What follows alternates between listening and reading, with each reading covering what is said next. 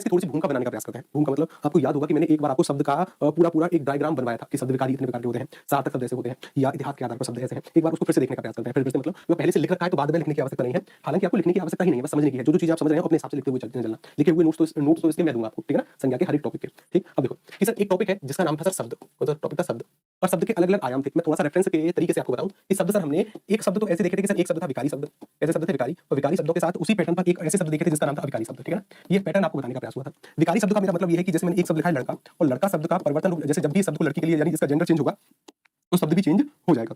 अभी तो एक है लेकिन एक से अधिक के लिए ना लड़के शब्द का हम प्रयोग कर सकते हैं। यानी ये ऐसे शब्द हैं जिन शब्दों में परिवर्तन हो सकता है। लड़का का लड़की कर सकते हैं और लड़का का लड़के भी कर सकते हैं। लेकिन अविकारी शब्द ऐसे शब्द होते हैं जिनमें विकार यानी जिनमें परिवर्तन नहीं होता। मैंने एक शब्द लिख दिया और शब्द लिखा है, चाहे लड़का के लिए प्रयोग करो चाहे लड़की के लिए प्रयोग करो, इस शब्द पर कोई फर्क नहीं पड़ने वाला। चाहे एक वचन में प्रयोग करो चाहे बहुवचन में प्रयोग करो, मतलब और है तो और ही रहेगा। तो ऐसे शब्द जो परिवर्तित नहीं होते उन्हें कहते हैं अविकारी, यानी जिनमें परिवर्तन यानी जिनमें विकार नहीं होता, और जिनमें विकार यानी जिनमें परिवर्तन होता है उन्हें हम क्या कहते हैं, उन्हें हम कहते हैं विकारी। तो सर पहला जो टॉपिक है हमारा वो पढ़ने से हमें विकारी शब्द और ऐसे शब्द जिनमें परिवर्तन हो जाते हैं। ये चार प्रकार के टॉपिक होते हैं। इसके अंतर्गत एक टॉपिक आता है सर संज्ञा, संज्ञा के साथ सर एक टॉपिक आता है सर्वनाम, सर्वनाम के साथ एक टॉपिक है सर जिसका नाम है विशेषण, और विशेषण के साथ जो अगला टॉपिक है उसका नाम है क्रिया, कौन सा टॉपिक क्रिया। तो इसके अंतर्गत जो सबसे पहला टॉपिक आपका शुरू होगा वो क्या होगा, संज्ञा। संज्ञा क्या है, संज्ञा विकारी शब्दों के चार भेदों में से एक है। विकारी मतलब संज्ञा एक ऐसा शब्द है जिस शब्द में परिवर्तन हो सकते हैं। परिवर्तन मतलब कि सर स्त्रीलिंग पुल्लिंग के आधार पर भी, एक वचन बहुवचन के आधार पर भी परिवर्तन हो सकते हैं। ठीक, करें शुरू, इसको स्टार्ट करते हैं, ठीक है ना। स्टार्ट करते हैं, वीडियो को फुल स्क्रीन पर करिए, मुझे बोलने का मौका दो, ठीक है ना। चलिए ये टॉपिक शुरू हो रहा है, ठीक है ना। अब ध्यान से केवल सुनने का प्रयास करना। टॉपिक क्या है, संज्ञा। एक छोटा सा आधार मैंने बता दिया कि संज्ञा किसके अंतर्गत आता है। संज्ञा ऐसे शब्द है जिनमें परिवर्तन हो सकता है, ठीक है ना, यानी विकारी शब्दों का हिस्सा है। ठीक ठीक, चलो अब देखो समझो, पहले इस टॉपिक को समझने का प्रयास करते हैं। जैसे देखिए मैंने एक वाक्य लिखा, वाक्य क्या लिखा मैंने, एक वाक्य लिखा कि राम को श्याम की संज्ञा दी गई, राम को श्याम की संज्ञा दी गई, राम को श्याम की संज्ञा दी गई। तो वास्तविक रूप से संज्ञा दी गई तो क्या संज्ञा कोई वस्तु थी जो कि दे दी गई। संज्ञा दी गई इसका मतलब क्या है कि राम को श्याम की संज्ञा दी गई, इसका मतलब क्या है। कई बार हम पढ़ते होंगे कि फलाने व्यक्ति की संज्ञा दी गई। तो संज्ञा दी गई का मेरा मतलब क्या है, संज्ञा से छोटा सा तात्पर्य है सर कि उसको नाम दिया गया। जो भी औधा श्याम का था वो राम को दे दिया गया, जो भी पदवी श्याम की थी वह राम को दे दी गई। इसका मतलब है कि राम को श्याम का नाम दिया गया। तो संज्ञा का शाब्दिक अर्थ क्या होता है, नाम। संज्ञा का शाब्दिक अर्थ क्या है, नाम। यानी इस पूरे ब्रह्मांड में, पृथ्वी की बात नहीं कर रहा मैं, आपके राज्य की ना आपके देश की ना केवल पृथ्वी की, पूरे ब्रह्मांड की बात कर रहा हूं। इस पूरे ब्रह्मांड में जिस भी वस्तु को आप देख सकते हैं, जिस भी वस्तु को आप अपनी आंखों से देख सकते हैं, या ऐसा कोई भाव जिसका अपने मन से अनुभव कर सकते हैं, अगर उसका कोई नाम है तो उसे हम संज्ञा कहते हैं। मैं आपसे क्या कहने का प्रयास कर रहा हूं, मैं आपको यह बताने का प्रयास कर रहा हूं कि इस पूरे ब्रह्मांड में जिस भी वस्तु को आप देख सकते हैं, या ऐसा कोई भाव जिसका आप अपने मन से उसका अनुभव कर सकते हैं, ठीक है ना। अगर उसका कोई नाम है, तो उस नाम को संज्ञा कहते हैं, ठीक है ना। अगर उसका कोई नाम है तो उस नाम को संज्ञा कहते हैं। छोटी सी बात थी, जैसे मैं आपको ये बताने का प्रयास करूं, जैसे मुझे बताओ ये तीन वाक्य हैं। पहले वाले वाक्य में बताओ कि आपको कितने नाम दिखाई दिए, यानी नाम मतलब कितनी संज्ञाएं आपको दिखाई दी, कितने नाम है पहले वाले वाक्य में, दिमाग लगाओ।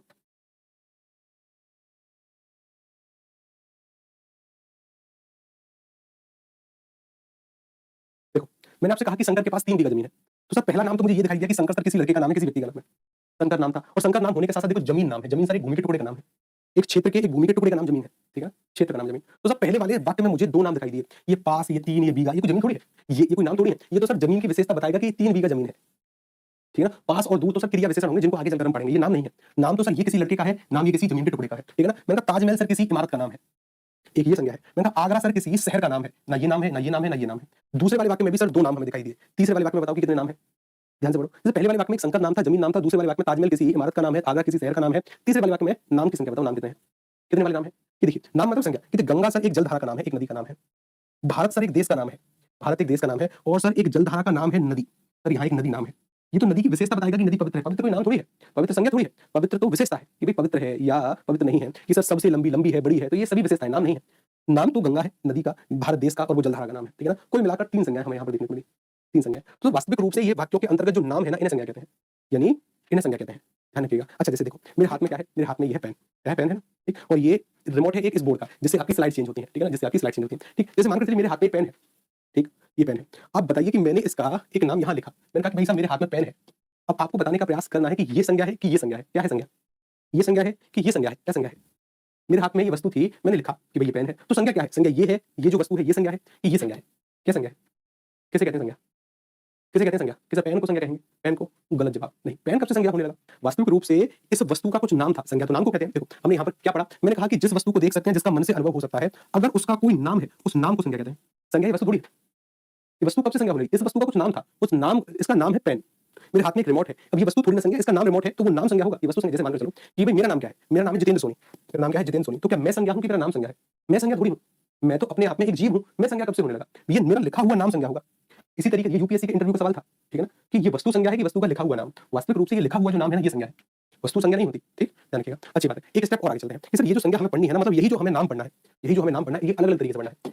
अलग-अलग तरीके से एक पहले मैप बनाने का प्रयास करते हैं कि संज्ञा में हम पढ़ेंगे क्या-क्या। सबसे पहले हम संज्ञा पढ़ेंगे सर आपकी मूल संज्ञा कितने प्रकार की होती है। अब मूल संज्ञा के अंतर्गत ना बड़े मतभेद हैं। एक जगह हमें देखने को मिलेगा कि सर 2 भेद हैं, एक जगह देखने को मिलेगा 3 भेद हैं। अभी हम बातचीत करेंगे, ज़्यादातर परीक्षाएँ 3 मानकर चलेंगी, अभी आएँगे। यहाँ पर सर एक पढ़ेंगे जिसके अंतर्गत एक संज्ञा आ जाएगी व्यक्तिवाचक संज्ञा, एक संज्ञा पढ़ेंगे सर जातिवाचक संज्ञा और एक संज्ञा पढ़ेंगे सर जिसके अंतर्गत ये वाली संज्ञा आएगी भाववाचक संज्ञा।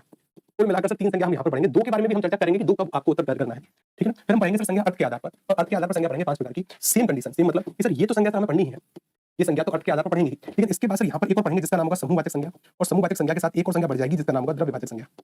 कौन सी संज्ञा? द्रव्यवाचक। यानी यहाँ पर सर इसके 5 भेद होंगे। 5 भेद होने के बाद फिर हम पढ़ेंगे उत्पत्ति के आधार पर संज्ञा और उत्पत्ति के आधार पर 3 प्रकार की संज्ञा पढ़ेंगे। एक संज्ञा पढ़ेंगे रूढ़ संज्ञा, एक संज्ञा पढ़ेंगे यौगिक संज्ञा और एक संज्ञा पढ़ेंगे योग रूढ़ संज्ञा, ठीक है ना? योग रूढ़ संज्ञा। कुल मिलाकर ये 3 संज्ञा हमें यहाँ पर पढ़नी है। इसके बाद एक पढ़ेंगे सर जिस व्यक्ति का नाम आएगा पंडित भोलानाथ तिवारी। एक व्याकरण है बहुत बड़े, पंडित भोलानाथ तिवारी। पंडित भोलानाथ तिवारी संज्ञा के कुछ भेद मानते हैं। वो कहते हैं ना संज्ञा 4 होती है। बीपीएससी का सवाल था ये और यूपीएसआई का था कि पंडित भोलानाथ तिवारी के द्वारा संज्ञा के कितने भेद हैं? 4। यहाँ पर सर पंडित भोलानाथ तिवारी ये कहते हैं कि सर संज्ञा के 4 भेद हैं और 4 भेद कौन-कौन से हैं? वो ये बताते हैं कि ये 3 भेद तो होते ही होते हैं, व्यक्तिवाचक, जातिवाचक और भाववाचक, ठीक? और वो चौथा जो भेद मानते हैं ना, एक नया भेद लेकर आए जिसका नाम आता है क्रियार्थक संज्ञा। क्रियार्थक संज्ञा, ये भेद लेकर आएंगे, ठीक है? तो कुल मिलाकर संज्ञा को हम अलग-अलग आयाम पर पढ़ेंगे। संज्ञा जब अर्थ के आधार पर आपसे पूछी जाएगी तो आप बताओगे कि संज्ञा के अर्थ के आधार पर 2 और 3 दोनों भेद स्वीकार है। सॉरी, मूल संज्ञा के 2 और 3 भेद स्वीकार है, अर्थ के आधार पर 5 भेद स्वीकार है, उत्पत्ति के आधार पर 3 भेद स्वीकार है और पंडित भोलानाथ तिवारी 4 भेद मानते हैं। इतना सब कुछ हमें संज्ञा में पढ़ने के बाद इसके कुछ विशेष नियम पढ़ेंगे, फिर हम कहेंगे कि सर हमारी संज्ञा लगभग कवर है, ठीक है ना? तो मेरा व्यक्तिगत मत है कि ये मैप तो आपको लिखना चाहिए कि संज्ञा में हमें क्या-क्या पढ़ना है, ठीक है ना? डन? आगे बढ़े? आगे बढ़े? ठीक है साहब? देखिए, सबसे पहले सबसे ईज़ी को पढ़ने का प्रयास करते हैं। सबसे पहले सबसे ईज़ी को पढ़ने का प्रयास करते हैं जो कि कौन-सी है? उत्पत्ति के आधार पर 5 मिनट का टॉपिक है। सर जी आपका क्लास ऑफ नहीं रहेगा पूजा का। देखिए क्लास जो ऑफ रहेगी ना वो रहेगी कल और परसों, ठीक है ना? कल और परसों आपकी छुट्टी है। कल और परसों आपकी बाकी के टीचरों का मुझे नहीं पता लेकिन हिंदी की क्लास नहीं होगी, ठीक है ना? क्योंकि अभी ये जो आपकी क्लास हो रही है ये दिल्ली से हो रही है, ठीक है? मैं दिल्ली से पढ़ा रहा हूँ। तो दिल्ली से पढ़ाने पर ना कल और परसों, कल तो क्या है? नवमी है तो कल वैसे छुट्टी है, परसों गांधी जयंती है तो गांधी जयंती की छुट्टी है, ठीक है ना? कल और परसों 2 दिन आप छुट्टी पर हैं। तो 2 दिन आराम से कोई एक फ़िल्म देखने का प्रयास करना या फिर फ़िल्म अगर आप ना देखो तो समानता। तो जी एक बार और समझा दीजिए। अभी मैंने कुछ समझा ही नहीं है। अभी मैंने समझाया थोड़ी है, हे भगवान! मैंने समझाया थोड़ी है ये। अभी तो मैंने बताया है कि इसके अंतर्गत हमें पढ़ना क्या है, समझेंगे तो अब बाद में इसको मतलब अभी पढ़ेंगे इसको, ठीक है ना? ये तो मैप है कि हमें क्या-क्या पढ़ना है। यानी मैं ये बोल रहा हूँ कि सवाल ऐसे आते हैं कि संज्ञा मूल संज्ञा कितनी है 2 या 3, संज्ञा के अर्थ के आधार पर भेद कितने हैं 5, संज्ञा की उत्पत्ति के आधार पर 3 और संज्ञा पंडित भोलानाथ तिवारी के द्वारा 4 प्रकार की है, ठीक है ना? अगर कहा जाए कि केवल संज्ञा बताओ कि संज्ञा के कितने भेद हैं, तो अगर कहा नहीं गया कि मूल संज्ञा या अर्थ के आधार पर या उत्पत्ति के आधार पर या पंडित भोलानाथ तिवारी के द्वारा बताओ, तब हमेशा अर्थ की प्रधानता ज़्यादा होती है। अर्थ की प्रधानता मतलब अगर पूछा गया कि संज्ञा के कितने भेद हैं, फिर तो प्रायोरिटी पर उत्तर होगा ये क्योंकि अर्थ की प्रधानता हमेशा ज़्यादा रहती है। जो अर्थ आता है उसी के आधार पर उत्तर फिर हम बताने का प्रयास करते हैं, ठीक? चलिए, तो सबसे पहली संज्ञा पढ़ते हैं जिसका नाम है उत्पत्ति के आधार पर। आगे चलो, कि सर संज्ञा पढ़ रहे हैं किसके आधार पर? उत्पत्ति। ठीक है, संज्ञा पढ़ रहे हैं उत्पत्ति। उत्पत्ति के आधार पर संज्ञा के कितने भेद हैं? उत्पत्ति के आधार पर संज्ञा के भेद निकल कर आते हैं 3। एक जो भेद है सर उसका नाम है रूढ़, एक जो भेद है सर उसका नाम है यौगिक और एक जो भेद है सर उसका नाम है योग रूढ़। सिंपल सी बात है लेकिन आसान भी है। जैसे कि सर ऐसी कोई संज्ञा जिनको तोड़ने पर सार्थक अर्थ नहीं मिलते। यानी ऐसे नाम यानी नाम मतलब संज्ञा। ऐसे नाम जिन्हें या ऐसे नाम जो खंडन करने पर सार्थक अर्थ धारण नहीं करते। सार्थक अर्थ धारण नहीं करते उन्हें हम क्या कहते हैं? उन्हें हम कहते हैं रूढ़ संज्ञा। मतलब एक संज्ञा लिखी सर मैंने, एक वस्तु का नाम लिख दिया घर। क्या लिखा सर मैंने? क्या लिखा मैंने? घर। तो अगर मैंने घर लिखा है तो घर को अगर तोड़ा जाएगा, घर को नहीं घर नाम को अगर तोड़ा जाएगा, घा अलग होगा और रा अलग होगा। इनका अपने आप में कोई अर्थ नहीं है। अपने आप में कोई अर्थ नहीं है तो सर ऐसी संज्ञा को क्या कहते हैं? रूढ़ संज्ञा। क्या कहते हैं? रूढ़। ये शब्द के भी प्रकार हैं। तो शब्द संज्ञा ही है, संज्ञा भी एक प्रकार का शब्द है तो शब्द के प्रकार भी उत्पत्ति के आधार पर यही है, ठीक है? तो सर घर, तो मैंने जैसे एक शब्द और तोड़ा कमल, तो कमल नाम को अगर मैं तोड़ूंगा का अलग होगा, मा अलग होगा, ला अलग होगा, इनका कोई अर्थ नहीं। अब ऐसी संज्ञा जो तोड़ने पर अलग-अलग अर्थ ना रखें, इस प्रकार की संज्ञा को कहते हैं रूढ़ संज्ञा। लेकिन इसके जस्ट अपोजिट ऐसी संज्ञा या ऐसे नाम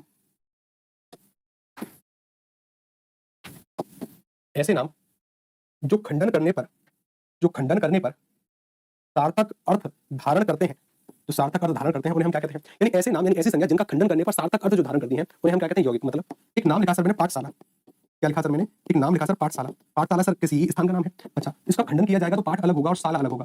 पाठ अलग हुआ, शाला अलग हुआ। तो कहने का तात्पर्य क्या है कि पाठ का मतलब क्या है सर? पढ़ना और शाला कहते हैं स्थान को। यानी तोड़ने पर अलग-अलग अर्थ आ रहे हैं। पाठ का अपना अर्थ है, शाला का अपना अर्थ। जैसे मैंने बोल दिया रसोई घर या मैंने बोला विद्यार्थी। क्या बोला मैंने?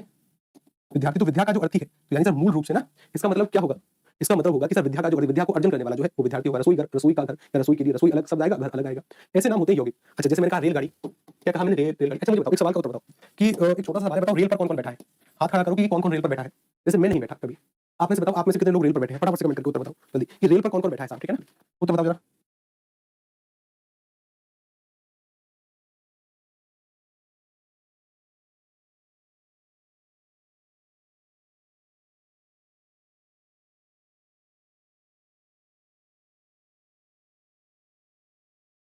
किसने जानकारी दी कि आप रेल पर बैठे हो? क्या बात है, आप सभी रेल पर बैठे हैं साहब। मुझे ऐसा सौभाग्य नहीं मिला कि मैं कभी रेल पर बैठूं, ठीक है ना, मैं कभी रेल पर नहीं बैठा। देखो रेल शब्द का मतलब क्या होता है? रेल इंग्लिश का शब्द है जिसका हिंदी में अर्थ होता है पटरी। रेल इंग्लिश का शब्द है जिसका मतलब है पटरी, और पटरी पर बैठने की कला ना हमारे बुजुर्गों को बहुत अच्छे से आती थी। सुबह सुबह लोटा लेकर जाया करते थे और पटरी पर बैठकर आया करते थे, आराम से हल्के हल्के हुए। अब आप पटरी पर बैठते हो तो आप जानो, मैं तो नहीं बैठा कभी, मुझे ऐसा सौभाग्य नहीं मिला। मैं तो उस पटरी पर चलने वाली गाड़ी में बैठा हूँ, ठीक है ना, मैं तो उस पटरी पर चलने वाली गाड़ी में बैठा हूँ, यानी मैं रेलगाड़ी में तो बैठा हूँ। रेल पर आप बैठो तो आप बैठो साहब, मुझे नहीं पता। मैं तो रेलगाड़ी पर बैठा हूँ, रेल पर नहीं बैठा, ठीक है ना। रेल पर तो समाज है, पटरी पर बैठने की कला तो बुजुर्ग, जब शौचालय की कमी थी बुजुर्ग बैठते थे, आप भी बैठते हो तो आप जाओ, ठीक है ना। यानी सर रेलगाड़ी शब्द को तोड़ा जाएगा तो रेल अलग अर्थ देगा और गाड़ी अलग अर्थ देगा। ऐसे शब्दों को क्या हम कहते हैं? ऐसे शब्दों को कहते हैं यौगिक शब्द। योग रूढ़ एक अच्छा आयाम है, ठीक है ना। योग रूढ़ एक अच्छा आयाम है। तो योग रूढ़ मतलब सर ये ऐसे शब्द होंगे जिनका खंडन करने पर सार्थक अर्थ तो आएंगे, सार्थक अर्थ आते हैं, परंतु परंतु परंतु कोई और अर्थ प्रदान होता है, कोई और अर्थ प्रदान होता है, ठीक है ना, कोई और अर्थ प्रदान। तो कहने का तात्पर्य क्या है? कहने का तात्पर्य देखो, वैसे ना मैं लिखाने का शौकीन नहीं हूँ, लिखा हुआ तो आपकी किताबों में है, मेरा पूरा फोकस होता है आपको समझाने पर। लिखे हुए तो मेरे विस्तृत नोट्स आएंगे, लेकिन पहले ना चीजों को समझो कि योग रूढ़ का मतलब क्या है कि ऐसे शब्द जिनका खंडन करने पर सार्थक अर्थ तो आएंगे, लेकिन पूरा पद किसी तीसरे का अर्थ देगा। जैसे मान लो चलिए मैंने एक शब्द लिखा दशानन, क्या लिखा सर मैंने? दशानन। अगर मैं शब्द को तोड़ता हूं तो मुझे सार्थक अर्थ मिलते हैं, यहाँ से 10 मिलता है, यहाँ से मिलता है आनंद। आनंद बताओ किसे कहते हैं? जो सबसे पहले उत्तर बताएगा उसको चॉकलेट मेरी तरफ से। भाई 10 का तो अर्थ सर एक संख्या है, लेकिन आनंद किसे कहते हैं? मैं कहूँ पंचानन, चतुरानन, दशानन, मैं कहूँ षडानन, आनंद किसे कहते हैं? आनंद किसे कहते हैं? जैसा आनंद कहते हैं मुख को। किसको कहते हैं आनंद? मुख को। किसी वास्तविक रूप से जिसके 10 मुख है वो है दशानन। ना तो इसका अर्थ 10 आएगा, ना ही मुख आएगा, इसका अर्थ कोई तीसरा आएगा, रावण। इसका अर्थ क्या आएगा? तीसरा, यानी रावण आएगा। क्या आएगा? रावण आएगा। कहने का तात्पर्य यह है कि जो दशानन शब्द है ना, इसमें ना 10 अर्थ है ना ही मुख, अर्थ क्या? रावण। तो खंडन करने पर सार्थक अर्थ तो मिलते हैं, सार्थक अर्थ सर समानतः किसी तीसरे के बारे में जानकारी देने का प्रयास करते हैं। जैसे सर मैंने यहाँ पर लिखा सर दशानन, क्या लिखा सर मैंने? दशानन। या मैंने लिखा चक्रपाणी, यानी जिसके हाथ में चक्र है, ना चक्र अर्थ आएगा, नहीं हाथ आएगा, कौन आएगा? भगवान विष्णु अर्थ आएंगे, ठीक है ना, ध्यान रखिएगा। तो ये सभी है, ये चीज, ठीक है ना, ध्यान रखिएगा। ठीक, डन डन, बहुत अच्छी बात है साहब, डन होगी बातचीत तो, ठीक है ना, बहुत अच्छी बात है, डन, ठीक है। एक स्टेप और आगे चलते हैं। एक पहले सवाल का मुझे उत्तर बताओ। एक सवाल का उत्तर क्या? मैंने आपसे एक सवाल पूछा, सवाल ये है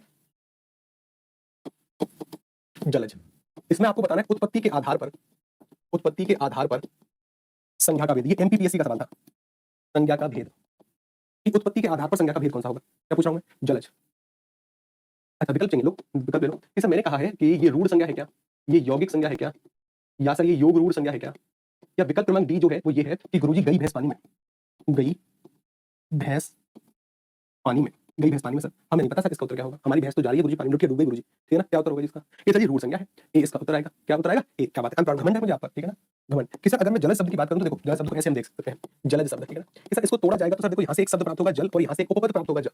जल का मतलब तो सर जल होगा, और जा का अर्थ होता है, पढ़ रखा है जन्म लेना, तो जन्म लेने वाला, जल में जन्म लेने वाला जो होगा साहब वो क्या होगा? वो होगा सर एक तरीके से कमल।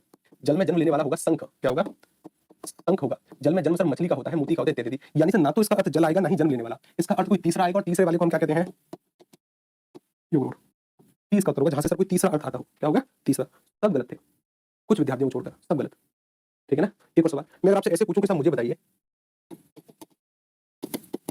पागल खाना, पागल खाना, अब ये मुझे किस पीसीएस का सवाल है मुझे याद तो नहीं है, शायद एसआई का है, लेकिन मुझे पता नहीं। मैं अभी आपसे अर्थ के आधार पर पूछ नहीं रहा, मैं तो पूछ रहा हूँ कि उत्पत्ति के आधार पर बता दो जो हम पढ़कर आए हैं कि सर रूढ़ होगा, यौगिक होगा, योग रूढ़ होगा, क्या होगा? विकल्प उसी के आधार पर, उसी के आधार पर मतलब तो भाई ए बी सी। ए में कह दिया सर मैंने योग रूढ़, यहाँ पर कह दिया रूढ़ शब्द है, या मैंने कह दिया सर यौगिक होगा, बताओ यौगिक, या विकल्प क्रमांक डी हमें ना पता गुरुजी, हमें ना पता गुरुजी, हमें ना पता गुरुजी। अब बताओ क्या उत्तर होगा? यौगिक, 30 बिल्कुल ठीक। सर पागल खाना, खाना जो शब्द है ना देखो, खाना हमने आदत व्यंजन पढ़े थे कि सर खाना हमारी हिंदी का शब्द है जिसका मतलब होता है कि सर खाना, ठीक है ना, खाना। और खाना ये शब्द है अरबी फारसी का, क्यों? क्योंकि देखो मैंने ध्यान से देखो इसके नीचे नुक्ता लगाने का प्रयास किया तो मुझे पता चलता है कि ये क्या है सर? नुक्ता, यानी ये अरबी फारसी का शब्द है, इसका अर्थ कोई दूसरा होगा। इसका अर्थ स्थान से आता है, किससे आता है? स्थान, इसका जगह इसका अर्थ होता है। और खाना, खाने के भी सर हमारी हिंदी में दो अर्थ होते हैं कि भाई मुझे खाना चाहिए, खाना चाहिए मतलब यानी ये एक प्रकार की संज्ञा है, खाना चाहिए, और मुझे खाना है, खाना है मतलब ये क्रिया की तरह भी कार्य करता है कि मुझे खाना है और मुझे खाना चाहिए जो कि प्लेट में रखा है, ठीक है ना। तो क्रिया और संज्ञा दोनों की तरह, और खाना ये जो है खाना बोलेंगे इसको, इसका अर्थ स्थान होगा। आगत व्यंजन का प्रयोग यहाँ पर हुआ है, इसका स्थान होगा कि पागलों का जो स्थान होता है वो पागल खाना यानी यौगिक शब्द, ठीक। तो अब देखो अब इसमें इससे ज्यादा और कुछ है नहीं, यानी कहने का तात्पर्य यह है कि रूढ़ संज्ञाओं से मेरा मतलब यह है कि सर ये कुछ ऐसी संज्ञाएं होंगी जिनको तोड़ने पर कुछ सार्थक अर्थ नहीं मिलेगा, ये ऐसी संज्ञाएं होंगी जिनको तोड़ने पर सार्थक अर्थ मिलेगा, ये ऐसी संज्ञाएं होंगी सर जिनको तोड़ने पर सार्थक अर्थ तो मिलेगा लेकिन वह सार्थक अर्थ किसी और के बारे में जानकारी देगा, ठीक, डन। एक स्टेप और आगे चलते हैं, एक स्टेप और आगे। अब बातचीत करते हैं सर अर्थ के आधार पर, और जैसे हमारी अर्थ के आधार पर कंप्लीट हुई ना, यानी कि जैसे ये 3 संज्ञाएं कंप्लीट हुई तो ये 3 कंप्लीट और ये 3 यहाँ की कंप्लीट, ठीक है ना। तो इसको अलग से पढ़ लेंगे। अब बारी है सर अर्थ के आधार पर पढ़ने की, यहाँ से संज्ञा आपकी शुरू हो रही है, ठीक है ना, यहाँ से संज्ञा। वास्तविक रूप से ऐसे सवाल बनते हैं लेकिन ना के बराबर, कभी कभी, लेकिन कभी कभी बनेंगे तो सर इस बात को तो छोड़ना ही क्यों, तो इस वजह से इसको लपेट लिया। वास्तविक रूप से संज्ञा शुरू होती है जब हम व्यक्तिवाचक से पढ़ते हैं, अर्थ के आधार पर पढ़ते हैं, या यहाँ से पढ़ते हैं, कहीं से पढ़ लो, ठीक है ना। तो पहले बातचीत करते हैं अर्थ के आधार पर। अब शांति के साथ एक एक बात को ध्यान से सुनना, ठीक है ना, शांति के साथ, ठीक है ना। यहाँ से आपकी संज्ञा शुरू होती है, देखो ध्यान से सुनो। एक संज्ञा है व्यक्तिवाचक संज्ञा, ठीक, व्यक्तिवाचक संज्ञा, और एक संज्ञा है जातिवाचक, दोनों को कंपेयर करके पढ़ेंगे, ठीक। पहले तो ये समझो कि सर यहाँ पर ये जो व्यक्ति है ना, ये जो व्यक्ति शब्द लिखा हुआ, व्यक्ति का मतलब किसी इंसान से नहीं, व्यक्ति का मतलब यहाँ पर सर एक से है, जैसे एक से। यानी मैं ये कह सकता हूँ कि इस पूरे ब्रह्मांड में, पूरे विश्व में, इस पूरे विश्व तो छोड़ो, विश्व चलो ठीक है, इस पूरे ब्रह्मांड, इस पूरे विश्व में जो कोई भी वस्तु अकेली होगी या अकेला, मतलब कोई भी वस्तु अगर अकेली है तो उसको हम कह देंगे सर व्यक्तिवाचक संज्ञा। क्या कह देंगे? व्यक्तिवाचक संज्ञा। ठीक। अभी पहले थोड़े से सरल एग्जांपल के साथ फिर धीरे-धीरे इसके एडवांस रूप कराएंगे। व्यक्तिवाचक संज्ञा। ठीक। इस जातिवाचक संज्ञा के अंतर्गत अगर मैं बात करूं तो जाति का मतलब यहाँ पर कोई ठाकुर, कोई बनिया, कोई वैश्य, कोई ब्राह्मण, ऐसी जाति नहीं। जाति का मतलब सर यहाँ पर अर्थ है संपूर्णता से। इससे अर्थ है संपूर्णता, यानी जहां पर सर पूरी संपूर्णता का बोध होगा। संपूर्णता मतलब जैसे मानकर चलिए मैंने एक एग्जांपल लिखा, जैसे गंगा। क्या लिखा था मैंने? गंगा। तो गंगा जैसी 50-60 नदी है क्या विश्व में? नहीं सर, अकेली है। लेकिन अगर सर मैं यहाँ पर नदी लिख दूं तो नदी तो सब अनगिनत है, भारत में ही अलग-अलग है। चंबल, गंडक, कोसी, गोदावरी, नर्मदा, बहुत सारी हैं, पूरे विश्व में है। भारत तो छोड़ो, चीन में कहीं-कहीं, और पूरी पृथ्वी छोड़ो कहीं और भी नदी बह रही होगी किसी और ग्रह पर, वो भी इसी के अंतर्गत आ गई। ये संपूर्णता का बोध कराने वाला शब्द है। लेकिन ये सब अकेला है, ये अकेला नाम है। मैंने कहा कि एक शब्द लिखा था मैंने हिमालय। क्या लिखा मैंने? हिमालय। और हिमालय के बगल में अगर मैं यहाँ पर पर्वत लिख दूं तो क्या लिख दूं? पर्वत। ये सर हिमालय जैसा ही 10-20 पर्वत हैं क्या? नहीं, अकेला है। हिमालय अकेला है, पर्वत हजारों होंगे, भारत में भी कहीं है, K2, कंचनजंगा, माउंट आबू, या पूरे विश्व में किलिमंजारो या मतलब बहुत सारे हैं साहब, ठीक है ना? तो इसमें संपूर्णता का बोध, और ये पूरे केवल पृथ्वी की ही नहीं, पूरे ब्रह्मांड की बात है, किसी और ग्रह पर भी ऊंची चोटी होगी यानी ऊंचे पर्वत होंगे, वो सभी इसी के अंतर्गत आ गए। ठीक। मैंने कहा कि जैसे मैंने आप में से किसी का नाम लिखा, मैंने लिखा सोनम। क्या नाम लिखा मैंने? सोनम सिंह। क्या नाम है? सोनम सिंह। अब देखो सोनम नाम की लड़की बहुत सारी होंगी ना, आपके घर मतलब आपके आस-पास में भी कई सारी सोनम नाम की लड़की होंगी, आपके राज्य में बहुत सारी होंगी, पूरे देश में बहुत होंगी, ठीक है ना? लेकिन ये नाम मैंने अभी आपके लिए लिखा। ये नाम यहाँ पर आपका प्रतिनिधित्व कर रहा है, और आपके जैसा दिखने वाला, बोलने वाला, सुनने वाला, चलने वाला, खाने वाला, रहने वाला, मतलब आपके जैसा और कोई नहीं है, आप अकेले हैं। आप अकेले हैं, ये नाम आपके लिए लिखा, तो आप व्यक्तिवाचक संज्ञा है, व्यक्तिवाचक। लेकिन अगर इस तरफ मैं लड़की लिख दूं तो, इस तरफ अगर मैंने लड़की लिख लिखा तो सर ये जो लड़की शब्द है ना, अब पूरी संपूर्णता को बोध कराएगा। इसमें आपके साथ-साथ जितनी भी लड़कियां हैं सब सम्मिलित हो गई, कि सर रमा, रीमा, जरा या शकीबा, सब कुछ इसके अंतर्गत आ गई। ठीक। जैसे मैंने समानतः किसी और का नाम लिखा, जैसे मैंने लिखा जी एक नाम, जैसे कोई और एक लड़का, अरे कोई जैसे फैज नाम लिखा साहब मैंने। क्या नाम लिखा साहब मैंने? फैज एक नाम लिखा। क्या नाम लिखा? फैज एक नाम लिखा। तो अगर मैं फैज नाम लिख रहा हूं तो इसका मतलब क्या है? इसका मतलब ये है कि ये फैज नाम अभी आपके लिए आया, और समानतः अगर मैंने कहीं पर लड़का लिख दिया है तो इसका मतलब क्या है? कि सर ये संपूर्णता का बोध है। ये तो बेसिक सी बात है। 1900 ग्रेड पे वाली परीक्षाएं यहाँ यहीं से सवाल पूछती हैं। माफी चाहूंगा, 2000 ग्रेड तक की जो परीक्षाएं होती हैं वो यहीं से सवाल पूछती हैं कि बताओ कौन सा शब्द व्यक्तिवाचक संज्ञा है, कौन सा शब्द जातिवाचक संज्ञा है। लेकिन पीसीएस स्तर की परीक्षाएं यहाँ से सवाल नहीं पूछती, वो थोड़ा सा गहराई से सवाल पूछती हैं। मतलब देखो 2-3 बातों को ध्यान रखिए कि सर अगर मैं आपसे कहूं कि ये जो हमारी व्यक्तिवाचक संज्ञाएं हैं ये अनित्य होती हैं, कैसे अनित्य? और अनित्य का मतलब है कि सर जिसका नाश होना तय है, जिसका नाश होना तय है। और ये जो जातिवाचक संज्ञाएं है ना सर, ये नित्य होती है। नित्य मतलब हमेशा विद्यमान, हमेशा विद्यमान। ठीक। इस बात को ध्यान रखना। जैसे मैंने कहा कि अगर मैं गंगा के बारे में बातचीत करता हूं, गंगा एक नदी है, अकेली है, इसका नाश होना तय है, इसका नाश होना तय है, इसका नाश होगा। नाश मतलब कहने का तात्पर्य है कि समानता एक दिन के बाद इसमें पानी रहेगा नहीं, कभी ना कभी आज से 1000 साल, 2000 साल इत्यादि इत्यादि। लेकिन इस नदी के नाश होने से इस नदी शब्द का नाश नहीं होगा। जैसे एक एग्जांपल करते हैं कि सर समानता एक नदी थी पहले, कौन सी नदी थी? सरस्वती। वर्तमान में है क्या? वर्तमान में है क्या? विलुप्त हो चुकी है। विलुप्त मतलब गायब, विलुप्त हो गई। क्या इस सरस्वती नदी के विलुप्त हो जाने से क्या नदी शब्द पर कोई फर्क पड़ा? नहीं। ठीक है। जैसे देखो मैंने मेरा नाम लिखा, मैंने मेरा नाम लिखा जितेंद्र सोनी। मेरा नाम क्या है? मेरा नाम है जितेंद्र सोनी। एक ना एक दिन शरीर का नाश होगा, एक ना एक दिन शरीर का नाश होगा। तो क्या जितेंद्र सोनी के शरीर का नाश होगा तो क्या इस लड़के शब्द का नाश होगा? सर इसका नाश नहीं होगा। जैसे मैंने कहा पृथ्वी। क्या कहा मैंने? पृथ्वी। तो सर पृथ्वी के बारे में बातचीत करेंगे। पृथ्वी जैसे 10-20 ग्रह हैं क्या? नहीं, अकेला नाम है, अकेला नाम है। लेकिन इस तरफ मैंने लिख दिया ग्रह। जब सर इस पृथ्वी का नाश होगा, जब पृथ्वी पर जीवन खत्म होगा, पृथ्वी समाप्त होगी, पृथ्वी की भी एक आयु है, पता है आपको? मैंने लिखा सूर्य। सूर्य की भी एक आयु है सर, सूर्य की भी एक आयु है। लेकिन सूर्य और पृथ्वी की, जैसे मान के चलिए सूर्य की आयु समाप्त हुई, सूर्य की आयु भले ही समाप्त हो जाएगी लेकिन ये ग्रह शब्द तो रहेगा ही रहेगा, ये ग्रह शब्द तो रहेगा। भले पृथ्वी का नाश होगा लेकिन ये ग्रह शब्द तो रहेगा। यानी जातिवाचक जो संज्ञाएं होती है वो हमेशा विद्यमान होने वाली संज्ञा है, नित्य संज्ञा है, नित्य। और व्यक्तिवाचक संज्ञाओं का नाश होना तय है, इन्हें कहते हैं अनित्य। क्या कहते हैं? अनित्य। ये हमेशा विद्यमान नहीं रहने वाली, वो हमेशा रहने वाली है। ठीक है ना? छोटी सी बात क्लियर। यहाँ पर जब मैं पटना में पढ़ा रहा था, बीपीएससी का बैच था, और बीपीएससी के बैच में पटना में क्लासेस थी अपनी, और एक विद्यार्थी ने खड़े होकर सवाल पूछा। हालांकि मैं केवल 5-6 दिन के लिए पटना आया था बीपीएससी बैच के लिए, और जब मैं ऑफलाइन पढ़ा रहा था वहां, तो एक विद्यार्थी ने हाथ खड़ा किया कि सर जी मेरा एक सवाल है। सवाल क्या है? ध्यान से समझो। उस विद्यार्थी ने अच्छा सवाल पूछा, अच्छा सवाल था। क्या सवाल था? कि सर जी मुझे बताइए, ये मैंने लिखे हैं शिव, जो कि हमारे भगवान है, और इन जैसा कोई और नहीं है। मैं कहा तो सर इनमें व्यक्तिवाचक संज्ञा होगी? मैंने कहा बिल्कुल होगी। मैंने क्या कहा कि सर इनमें व्यक्तिवाचक संज्ञा होगी। क्या होगी? व्यक्तिवाचक संज्ञा होगी। ठीक है ना? कौन सी संज्ञा होगी? व्यक्तिवाचक। ठीक। लेकिन सर आप ये कह रहे हैं कि व्यक्तिवाचक संज्ञाओं का नाश होना तय है, तो आप इसका मतलब ये कह रहे हैं कि सर इन शिव जी का नाश होना तय है। मेरी बोलती बंद मेरी बोलती बंद। मैंने कहा यार ये कॉन्सेप्ट तो मैंने भी कभी नहीं सुना कि हाँ भाई शिव जी जो है, जैसे मैंने कह दिया विष्णु। मैंने क्या कहा? मैंने कहा विष्णु।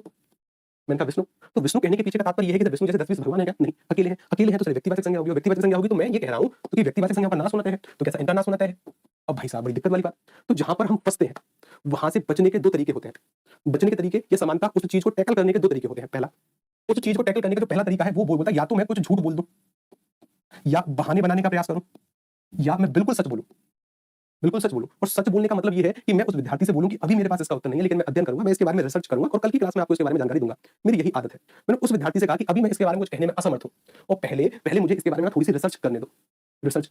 और क्लास खत्म हुई। क्लास खत्म होने के बाद मैं होटल आया। होटल आने पर समानता मैंने अपनी जितनी भी मेरे पास अच्छी बुक्स थी, या जहां से भी मैं पीएचडी की तैयारी कर रहा हूं, उन बुकों को मैंने खंगालने का प्रयास किया, और खंगालने का प्रयास किया तो मुझे इसका उत्तर कहीं नहीं मिला। मैंने अपने गुरुजी को फोन किया। गुरुजी से कहा कि गुरुजी आपका चेला फंस गया। कैसे? तब मैंने उनको समस्या बताई कि गुरुजी मैं यहाँ पर फंसा। तब उन्होंने मुझे एक-एक चीज़ स्पष्ट करी। उन्होंने मुझका इसका सटीक उत्तर बताने का प्रयास किया। वो बोले कि अच्छा एक काम बता मतलब एक बात बता कि आपने कहा कि ये भगवान शंकर है और भगवान शिव है। आपने कहा कि ये भगवान है।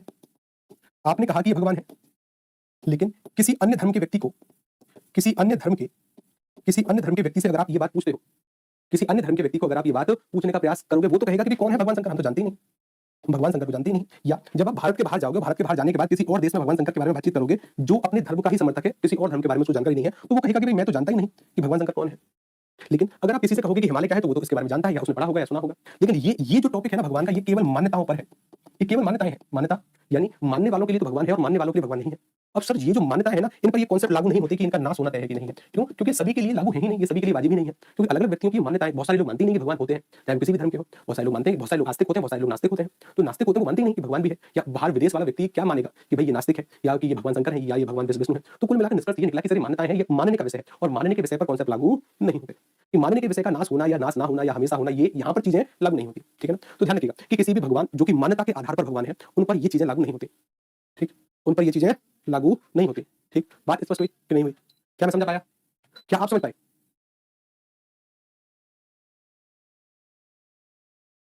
समझ पाए?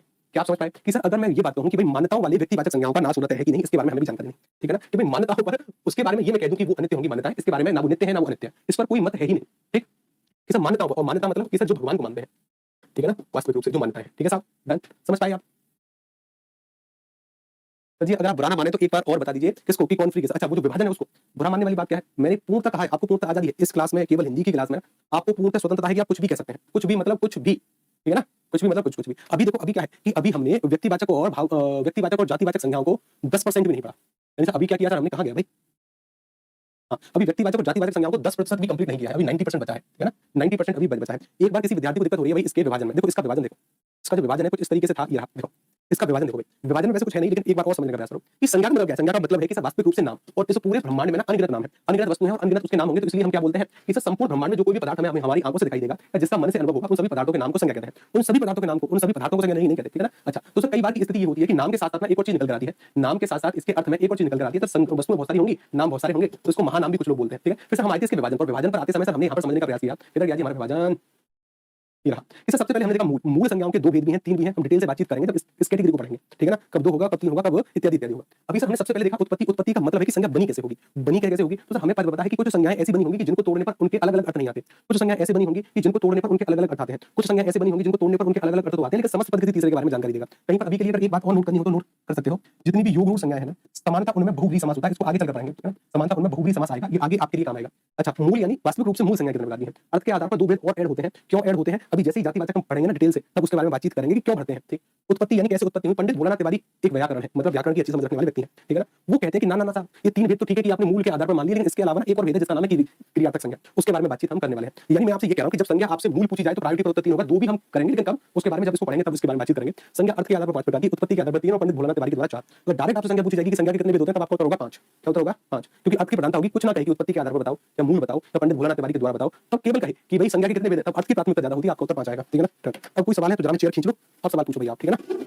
सवाल पूछो। संज्ञा वाला जो टॉपिक है ना आपका 2 से 3 दिन चलने वाला टॉपिक है, मतलब 3 दिन के आसपास। तो कम से कम 3 दिन में आप ये संज्ञा टॉपिक पढ़ोगे। आपकी 1 तारीख और आपकी 2 तारीख की छुट्टी है। आनंद के साथ कुछ फिल्में देखने का प्रयास करना। ठीक है ना? या फिर रिवीजन का या दोनों। क्योंकि हम क्या हुआ? पूजा जी क्या हुआ? क्या हुआ? कोई दिक्कत है क्या? सर जी बस अड्डे को हिंदी में क्या कहते हैं? ये ना कुछ आप ना ये व्हाट्सएप वाले सवाल पूछना बंद करोगे। बस अड्डे को क्या कहते हैं? हे भगवान! कि सर जी जनरेटर को, सर जी दिया सलाई को, मतलब माचिस को। जैसे कि सर जी माचिस को घिस घिसनटिका। क्या कि जो माचिस है ना उसको बोलते हैं घिस घिसनटिका या दिया सलाई। ठीक है ना? लेकिन एक शब्द है घिस घिसनटिका। रेलगाड़ी को बोलते हैं लोहपथगामिनी। लोहपथगामिनी मतलब लोहे के पथ यानी लोहे के रास्ते पर गमन करने वाली या चलने वाली लोहपथगामिनी बोलते हैं। तो ऐसे व्हाट्सएप वाले सवाल पूछना बंद करो। तो जेन्युइन सवाल है तो वो पूछो। ठीक है?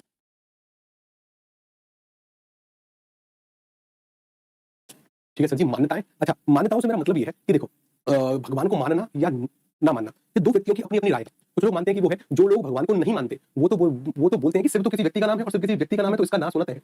और जो लोग भगवान को मानते हैं उनकी मान्यताएं थोड़ी सी प्रबल होती हैं। वो बोलते हैं कि भाई हमारे भगवान का नाश होना कैसे ना, कि सब मान्यताओं के लिए तो ना समानता वो अजर अमर होने वाले हैं। ठीक है ना? तो उसके तहत इनका नाश होना तय उचित नहीं है। तो इसके बारे में कुछ कहते ही नहीं है। ठीक है ना?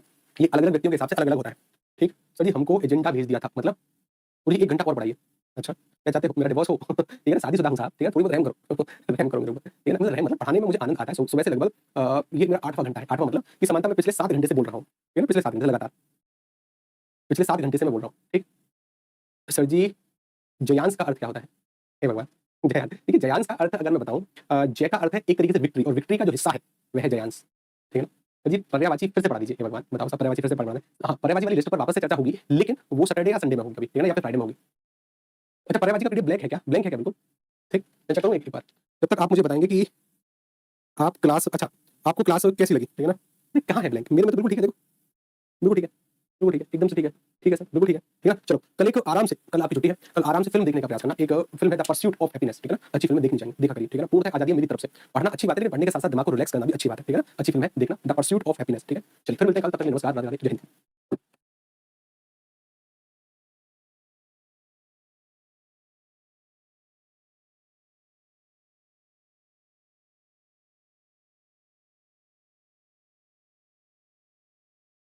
ध्यान यहाँ पर रखो कि व्यक्ति ऐसी कि सर एक तरफ हमने लिख रखा था व्यक्तिवाचक संज्ञा, कौन सी संज्ञा थी साहब? व्यक्तिवाचक, अच्छा बड़ा लिखना है। एक तरफ था व्यक्तिवाचक एक संज्ञा थी, और एक तरफ थी सर जातिवाचक संज्ञा, ठीक है? व्यक्तिवाचक संज्ञा थी और जातिवाचक संज्ञा थी, ठीक? व्यक्तिवाचक और जातिवाचक, इनके बारे में सर हमने ये चीज समझी कि सामान्यतः, ध्यान यहाँ पर रखो कि व्यक्ति से मेरा मतलब सर यहाँ पर एक वस्तु या एक नाम से है, ठीक है ना? कि कोई एक नाम जो संख्या में अकेला होगा, जो पूरे ब्रह्मांड में अकेला। और जाति मतलब सर जाति कोई ठाकुर कोई बनिया ऐसी जाति नहीं, किसी सर ये संपूर्णता का प्रतिनिधित्व करने वाला था, यानी समानता पूरी संपूर्णता। जैसे मैंने कह दिया पर्वत, पर्वत में चाहे पृथ्वी ग्रह ले लो या चाहे कोई भी ग्रह, जहाँ मैंने लिखा बबीता जी, सर ये पता चला कि सर ये क्या है? ये है सर जातिवाचक, ये व्यक्तिवाचक। कुछ चीजें और पढ़ी, कुछ चीजें साथ विद्यमान रहने वाली, कुछ नाम मैं बता रहा हूँ, ठीक है ना? मुझे बताओ, एक शब्द लिखा है सर मैंने सीमा, सीमा में कौन सी संज्ञा है? कोई विकल्प नहीं है, विकल्प चाहिए? लो विकल्प ले लो। विकल्प क्रमांक ए में है व्यक्तिवाचक है क्या? क्या यहाँ पर व्यक्तिवाचक कोई संज्ञा है? यहाँ पर है सर जातिवाचक, ये है सर जातिवाचक। सर अभी तक आपने 2 ही संज्ञा पढ़ाई है। विकल्प क्रमांक सी में है हमें ना पता गुरुजी, हमें ना पता गुरुजी। तो विकल्प क्रमांक डी में है हम क्यों बताएं? हम क्यों बताएं सर आपको? हम क्यों बताएं जी? ठीक है ना? ए इसका उत्तर क्या बात है? कि सर जी इसका उत्तर क्या हो जाएगा? ए। अच्छा, इसी तरीके से अगर मैंने आपसे एक और शब्द पूछा सीता, बताइए सीता में कौन सी संज्ञा है? क्या उत्तर होगा? क्या उत्तर होगा? भाई सीता में कौन सी संज्ञा है? भाई सीता जिस लड़की के लिए लिखा गया है, उस लड़की के नाम जैसी लड़की और होंगी, लेकिन जिस लड़की के लिए लिखा गया, उस लड़की जैसा दिखने वाला, बोलने वाला, सुनने वाला, रहने वाला, खाने वाला और कोई नहीं होगा, और कोई नहीं होगा। तो सर सीता शब्द व्यक्तिवाचक संज्ञा है। लेकिन लेकिन अगर मैं इसी सीता शब्द को कुछ इस तरीके से लिख दूं, इस तरीके से अगर मैंने लिख दिया कि आज भारत के हर घर में, आज भारत के हर घर में एक सीता का जन्म हो रहा है। एक वाक्य लिखा कि आज भारत के हर घर में एक सीता का जन्म हो रहा है। तो आपको बताना है कि साहब यहाँ पर कौन सी संज्ञा है? यानी कौन सी संज्ञा है, मतलब कहाँ पर से कौन सी संज्ञा है? मैं आपसे ये पूछ रहा हूँ कि अगर मैंने ये लिख दिया है कि आज भारत के हर घर में एक सीता का जन्म हो रहा है, और इस वाले को मैंने हाईलाइट कर दिया, बताओ कौन सी संज्ञा है? एक मिनट, आप एक मिनट जरा रुक गए, मुझे फिर से रिफ्रेश करने पड़ेंगे। चलिए कौन सी संज्ञा होगी जी यहाँ पर? क्या उत्तर करोगे आप? कौन सी संज्ञा उत्तर मालूम है? सर ये भी कोई पूछने वाली बात है कि सर अगर आपने ऐसे बोल दिया कि सीता, सर सीता में मुझे पता था कि सर ये तो व्यक्तिवाचक संज्ञा थी, यही तो पढ़कर आए कि सीता शब्द में सर व्यक्तिवाचक संज्ञा है। लेकिन सर नीचे वाला जब मैं वाक्य पढ़ रहा हूँ ना, तो मुझे पता चलता है कि आज भारत के हर घर में एक सीता का जन्म हो रहा है। मतलब ये जो सीता नाम है ना, ये हर उस स्त्री के लिए आया जो कि पतिव्रता है। हर वह स्त्री जो कि पतिव्रता है, उस ऐसी सीता का जन्म हो रहा है। तो यानी केवल एक लड़की के लिए ये नाम नहीं है, एक लड़की के लिए नाम नहीं है। तो सर इस वाले वाक्य में ये वाला जो नाम होगा वो क्या होगा? जातिवाचक। क्या हो जाएगा? जातिवाचक। अच्छा, तो सर ये यहाँ पर तो व्यक्तिवाचक थी और यहाँ पर इसका अर्थ जातिवाचक की तरह है। कुछ परीक्षाएं ऐसे सवाल पूछने की बताइए संज्ञा का किससे किसमें परिवर्तन हुआ? संज्ञा मूल रूप से व्यक्तिवाचक की थी, परिवर्तित किसमें हो गई है? जातिवाचक में। तो सर संज्ञा का जो परिवर्तन है, ये परिवर्तन हो रहा है व्यक्तिवाचक से जातिवाचक। यहाँ तक बातें क्लियर? ये सर मूल रूप से सीता शब्द क्या था? व्यक्तिवाचक, जातिवाचक। अभी समझ में नहीं आएगा, एक सवाल और देखो। कौन सी संज्ञा है? एक शब्द लिखा है कश्मीर, क्या लिखा है? कश्मीर। बताओ जरा कौन सी संज्ञा है? कौन सी संज्ञा है? कौन सी संज्ञा है? कश्मीर जैसे क्या 10-20 राज्य हैं क्या? नहीं सर, एक ही है, और एक ही है तो क्या होगा? सर कश्मीर एक ही है, अकेला है, तो सर मेरा जो उत्तर आएगा ना, वो उत्तर आएगा सर हमारा व्यक्तिवाचक संज्ञा। कौन सा उत्तर आएगा सर? व्यक्तिवाचक। सर संज्ञा मेरा उत्तर आएगा, व्यक्तिवाचक संज्ञा है सर। ठीक, व्यक्तिवाचक। अगर मैं एक वाक्य लिखूं, राजगीर बिहार का कश्मीर है। एक वाक्य लिखा मैंने कि राजगीर बिहार का कश्मीर है, और मैंने इसको हाईलाइट किया। अब बताओ कि राजगीर बिहार का कश्मीर है। इसका मतलब ये है कि सर अब ये जो कश्मीर है ना, ये केवल एक राज्य के लिए नहीं आया, ये उस राज्य के लिए आया जिसमें प्राकृतिक सुंदरता भर भर कर है, जिसमें प्राकृतिक सुंदरता भर भर कर है, हर उस जगह, हर उस राज्य के लिए आया। ठीक है ना? जैसे परीक्षाओं ने, जैसे यूपीएससी ने एक सवाल पूछा क्या कि उदयपुर, उदयपुर राजस्थान का, उदयपुर राजस्थान का कश्मीर, सेम सवाल था। ठीक है ना? उदयपुर राजस्थान का कश्मीर है, तो उसने इस वाले शब्द को हाईलाइट किया और पूछा कि बताओ कौन सी संज्ञा है, कौन सी होगी? तो सर कश्मीर वहां पर तो व्यक्तिवाचक था, यहाँ जातिवाचक होगा, और जातिवाचक होगा तो मेरा उत्तर क्या होगा सर? बिल्कुल जातिवाचक। क्या उत्तर होगा सर मेरा? सर मेरा उत्तर हो जाएगा जातिवाचक। अच्छा, परिवर्तन, तो सर संज्ञा का जो परिवर्तन होगा ना, ये होगा संज्ञा मूल रूप से सर व्यक्तिवाचक में थी, और व्यक्तिवाचक से संज्ञा किसमें परिवर्तित हो गई? व्यक्तिवाचक से संज्ञा परिवर्तित हो गई जातिवाचक में। यहाँ तक बात क्लियर? यहाँ तक बात क्लियर? ठीक, कोई दिक्कत वाली बात नहीं। एक स्टेप और आगे चलते हैं, एक स्टेप आगे चलते हैं। यानी सर हम इन दो संज्ञाओं को पढ़ रहे हैं अभी, इनको देखो। एक बात और दिमाग में डालो, क्या कि सर व्यक्तिवाचक संज्ञाएं जो है ना, इनका बहुवचन नहीं बन सकता, इनका बहुवचन नहीं। बहुवचन का मतलब कि सर एक से अधिक नामों के लिए प्रयुक्त नहीं होगी। मतलब कि मैंने कहा गंगा, गंगा, इसका बहुवचन नहीं। मैंने कहा बबीता, तो बबीता शब्द का बहुवचन नहीं बनेगा, बन ही नहीं सकता। ठीक है? लेकिन सर जातिवाचक संज्ञाओं का बहुवचन बन सकता है, जातिवाचक संज्ञाओं का बहुवचन बन सकता है, इनका बहुवचन नहीं बनेगा। फिर भी जबरदस्ती से अगर आपने इसका बहुवचन बनाने का प्रयास किया, तो यह शब्द फिर व्यक्तिवाचक नहीं रहेगा, बन जाएगा जातिवाचक। मतलब कि सर व्यक्तिवाचक संज्ञा सदैव एक वचन में प्रयुक्त होती हैं, कभी बहुवचन में प्रयुक्त नहीं होंगी, और अगर जबरदस्ती से इसका बहुवचन बनाने का प्रयास किया तो ये वाला शब्द जातिवाचक में परिवर्तित हो जाएगा। जैसे मुझे बताइए, संज्ञा बताओ कौन सी संज्ञा है? विभीषण। कि सर विभीषण आपने जिस व्यक्ति के लिए लिखा है उस जैसा व्यक्ति तो कोई और नहीं है, अकेला ही व्यक्ति है। विभीषण जैसा दिखने वाला, बोलने वाला, सोचने वाला, रहने वाला, खाने वाला और कोई नहीं होगा। नहीं होगा तो व्यक्तिवाचक कौन सी बड़ी बात है इसमें? कौन सा उत्तर होगा? व्यक्तिवाचक। ठीक है ना? और क्या उत्तर होगा सर जी इसका? व्यक्तिवाचक उत्तर होगा। और अगर ये व्यक्तिवाचक है साहब, ठीक, अगर मुझे पता है कि इसका बहुवचन नहीं बनेगा लेकिन जबरदस्ती से मैं इसका बहुवचन बना दूं तो मैं अगर एक वाक्य लिख दूं, क्या आज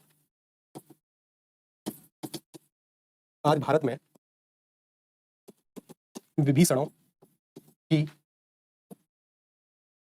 कमी नहीं, आज भारत में विभीषणों की कमी नहीं, आज भारत में विभीषणों की कमी नहीं, तो इसका मतलब मैं जानता था कि सर उसका बहुवचन नहीं बन सकता। जबरदस्ती से अगर मैंने बहुवचन बना दिया तो अब ये शब्द ना हर उस व्यक्ति का प्रतिनिधित्व कर रहा है जो कि अपने घर का भेद किसी और को देता है। ठीक है ना? ये हर उस व्यक्ति, हर उस पूरे व्यक्ति के ग्रुप का, मतलब मूल रूप से पूरी जाति का। ठीक है ना? कि आज भारत में विभीषणों की कमी नहीं, जातिवाचक संज्ञा है ये। कौन सी संज्ञा है? जातिवाचक। पता ना? ठीक? जातिवाचक। ठीक, संज्ञा व्यक्तिवाचक से जातिवाचक में परिवर्तित हो गई। अगर परिवर्तन पूछे तो इसे मूल रूप से संज्ञा थी व्यक्तिवाचक में, विभीषण व्यक्तिवाचक का शब्द है, परिवर्तित हुआ है जातिवाचक में। ठीक है ना? रूपांतरण। ठीक, जैसे परीक्षा में बहुत सारे सवाल पूछते हैं। जैसे मैंने कहा एक व्यक्ति है जयचंद, जो कि छल कपट के लिए जाने गए। जयचंद जिस भी व्यक्ति के लिए लिखा है व्यक्तिवाचक होगा। तो कुछ परीक्षाएं पूछती हैं सवाल कि आज भारत में जयचंदों की कमी नहीं, आज भारत में जयचंदों की कमी नहीं, तो कुल मिलाकर सर ये सर जयचंद जो है ना व्यक्तिवाचक है, वो व्यक्तिवाचक है तो क्या होगा? व्यक्तिवाचक है तो क्या होगा? ठीक, बहुवचन, सॉरी, जातिवाचक। ठीक, जातिवाचक होगा। सही, कश्मीर में कौन सी संज्ञा होगी? भाई कश्मीर जैसे 10वें स्थान थोड़ी है, व्यक्तिवाचक होगी। लेकिन अगर आप ये बोलो कि राजगीर बिहार का कश्मीर है तो इसका मतलब ये है कि सर कश्मीर वहां पर उस वाक्य में इस तरीके का है, हर उस राज्य का प्रतिनिधित्व कर रहा है जिसमें प्राकृतिक सुंदरता है, ठीक? या हर उस स्थान का। ठीक? तो सर यहाँ पे जाति, जैसे मैं अगर आपसे एक सवाल पूछूं,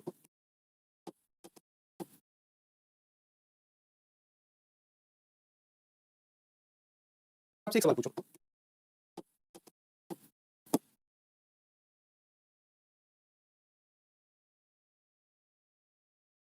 कि भारत सीता सावित्रियों का देश है, तो सर सीता सावित्री बहुवचन बनाने का प्रयास हुआ है, जातिवाचक होगा। बीपीएससी का सवाल था कि सर भारत सीता सावित्रियों का देश है, कहने का मतलब कि सर सीता सावित्रियों यानी हर उस पतिव्रता स्त्री के बारे में, मतलब पूरे ग्रुप का, मतलब पूरे जाति का बोल, तो सर क्या होगा? जातिवाचक हो जाएगा। ये बात पता चली साहब हमको? जातिवाचक होगा। ठीक, जातिवाचक होगा। ठीक, अगला स्टेप मुझे बताइए कौन सी संज्ञा है? कौन सी संज्ञा है? एक शब्द लिखा पंडित, क्या लिखा? पंडित। पूरा ध्यान से बोल, ध्यान से सुनिए, ठीक है ना? ध्यान से सुनिए। और अगर अभी के लिए आपके दिमाग में कोई भी सवाल आ रहे हैं, एक व्हाइट पेज लेकर बैठो, तुरंत नोट करो उस पर, तुरंत। हो सकता है कि क्लास के अंत तक आते आते उनमें से कुछ डाउट ऐसे ही सॉल्व हो जाए, कुछ डाउट रहेंगे भी, लेकिन अंत समय में एक बार मैसेज टाइप करके उसको कॉपी करके रखना और तुरंत बार बार पेस्ट उसको करते रहना, कभी ना कभी तो उस पर मेरी नजर पड़ ही जाएगी। ठीक है ना? ध्यान रखना। अंत में अच्छी बात है, पंडित, पंडित शब्द में क्या होगी? जैसे मुझे पता है पंडित कहने से क्या मुझे किसी एक ही पंडित का बोध होगा?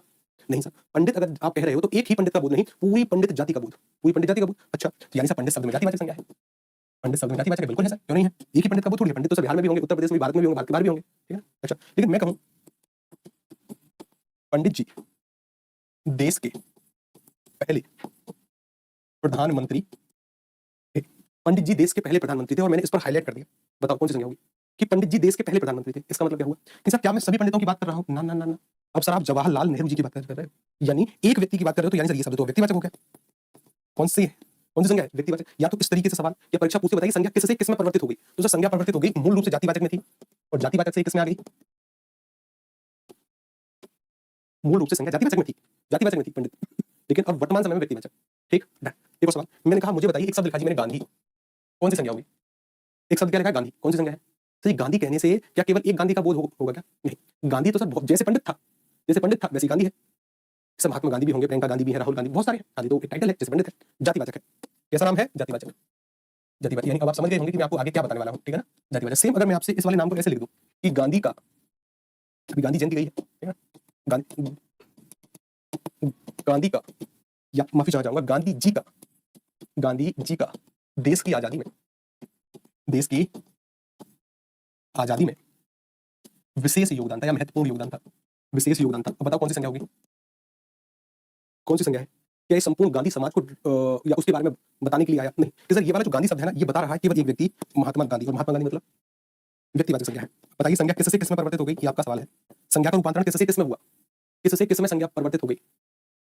किससे किस में? जातिवाचक से व्यक्तिवाचक, जातिवाचक से व्यक्तिवाचक। ठीक, मैंने अभी ना अभी जब गांधी जयंती गई तो बहुत सारे लोगों के ऐसे स्टेटस दे देखे कि जो गांधी जी की तस्वीर लगाकर कि यही थे देश को बांटने वाले, यही थे देश को बांटने वाले, और बाद में एक तस्वीर थी नाथूराम गॉडसे की, यही है देश के सच्चे हीरो।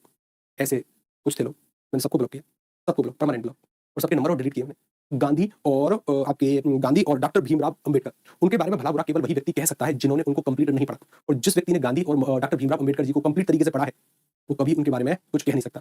जब मैंने उनसे ये सवाल पूछने का प्रयास किया कि आपको कहाँ से जानकारी मिली कि इन्होंने देश बांटा था, कोई जवाब नहीं, कोई उत्तर नहीं। बस व्हाट्सएप यूनिवर्सिटी से उनको ज्ञान की प्राप्ति हुई है कि हाँ बांटा था सर, यही तो थे देश को बांटने वाले, कुछ नहीं। ये सिर्फ अल्पज्ञता का प्रतीक है, यानी वो कुछ नहीं जानते। उनके दिमाग में केवल कचरा भरा है। क्या भरा है? भूसा या कचरा, ठीक है ना? क्या भरा है? कचरा या भूसा, और इससे ज्यादा कुछ नहीं भरा, ठीक है ना? केवल व्हाट्सएप यूनिवर्सिटी से उनकी पढ़ाई लिखाई हुई है, कुछ नहीं जानते हो। अरे पहले आप गांधी को पढ़िए, जब आप गांधी को पढ़ेंगे ना तो आपकी आंखों से आंसू आएंगे। हम मानते हैं कि साहब गांधी जी एक अच्छे परिवार से थे, पढ़े लिखे परिवार से थे, पढ़े लिखे मतलब काफी ज्यादा पढ़े लिखे के साथ साथ काफी ज्यादा पैसे वाले परिवार से थे, काफी ज्यादा। लेकिन डॉक्टर भीमराव अंबेडकर को जब आप पढ़ते हैं, भाई साहब रोंगटे खड़े होते हैं, ठीक है ना? रोंगटे खड़े होते हैं। महात्मा गांधी, डॉक्टर भीमराव अंबेडकर शान है साहब इस देश की, और शान तो शान होती है साहब, ठीक है ना? उनके बारे में भला बुरा केवल वही व्यक्ति कहेगा या पढ़ेगा या भ्रामक बातें फैलाने का प्रयास करेगा जिसके दिमाग में भूसा है, जिसके दिमाग या जिसने केवल और केवल व्हाट्सएप यूनिवर्सिटी से ज्ञान की प्राप्ति की है।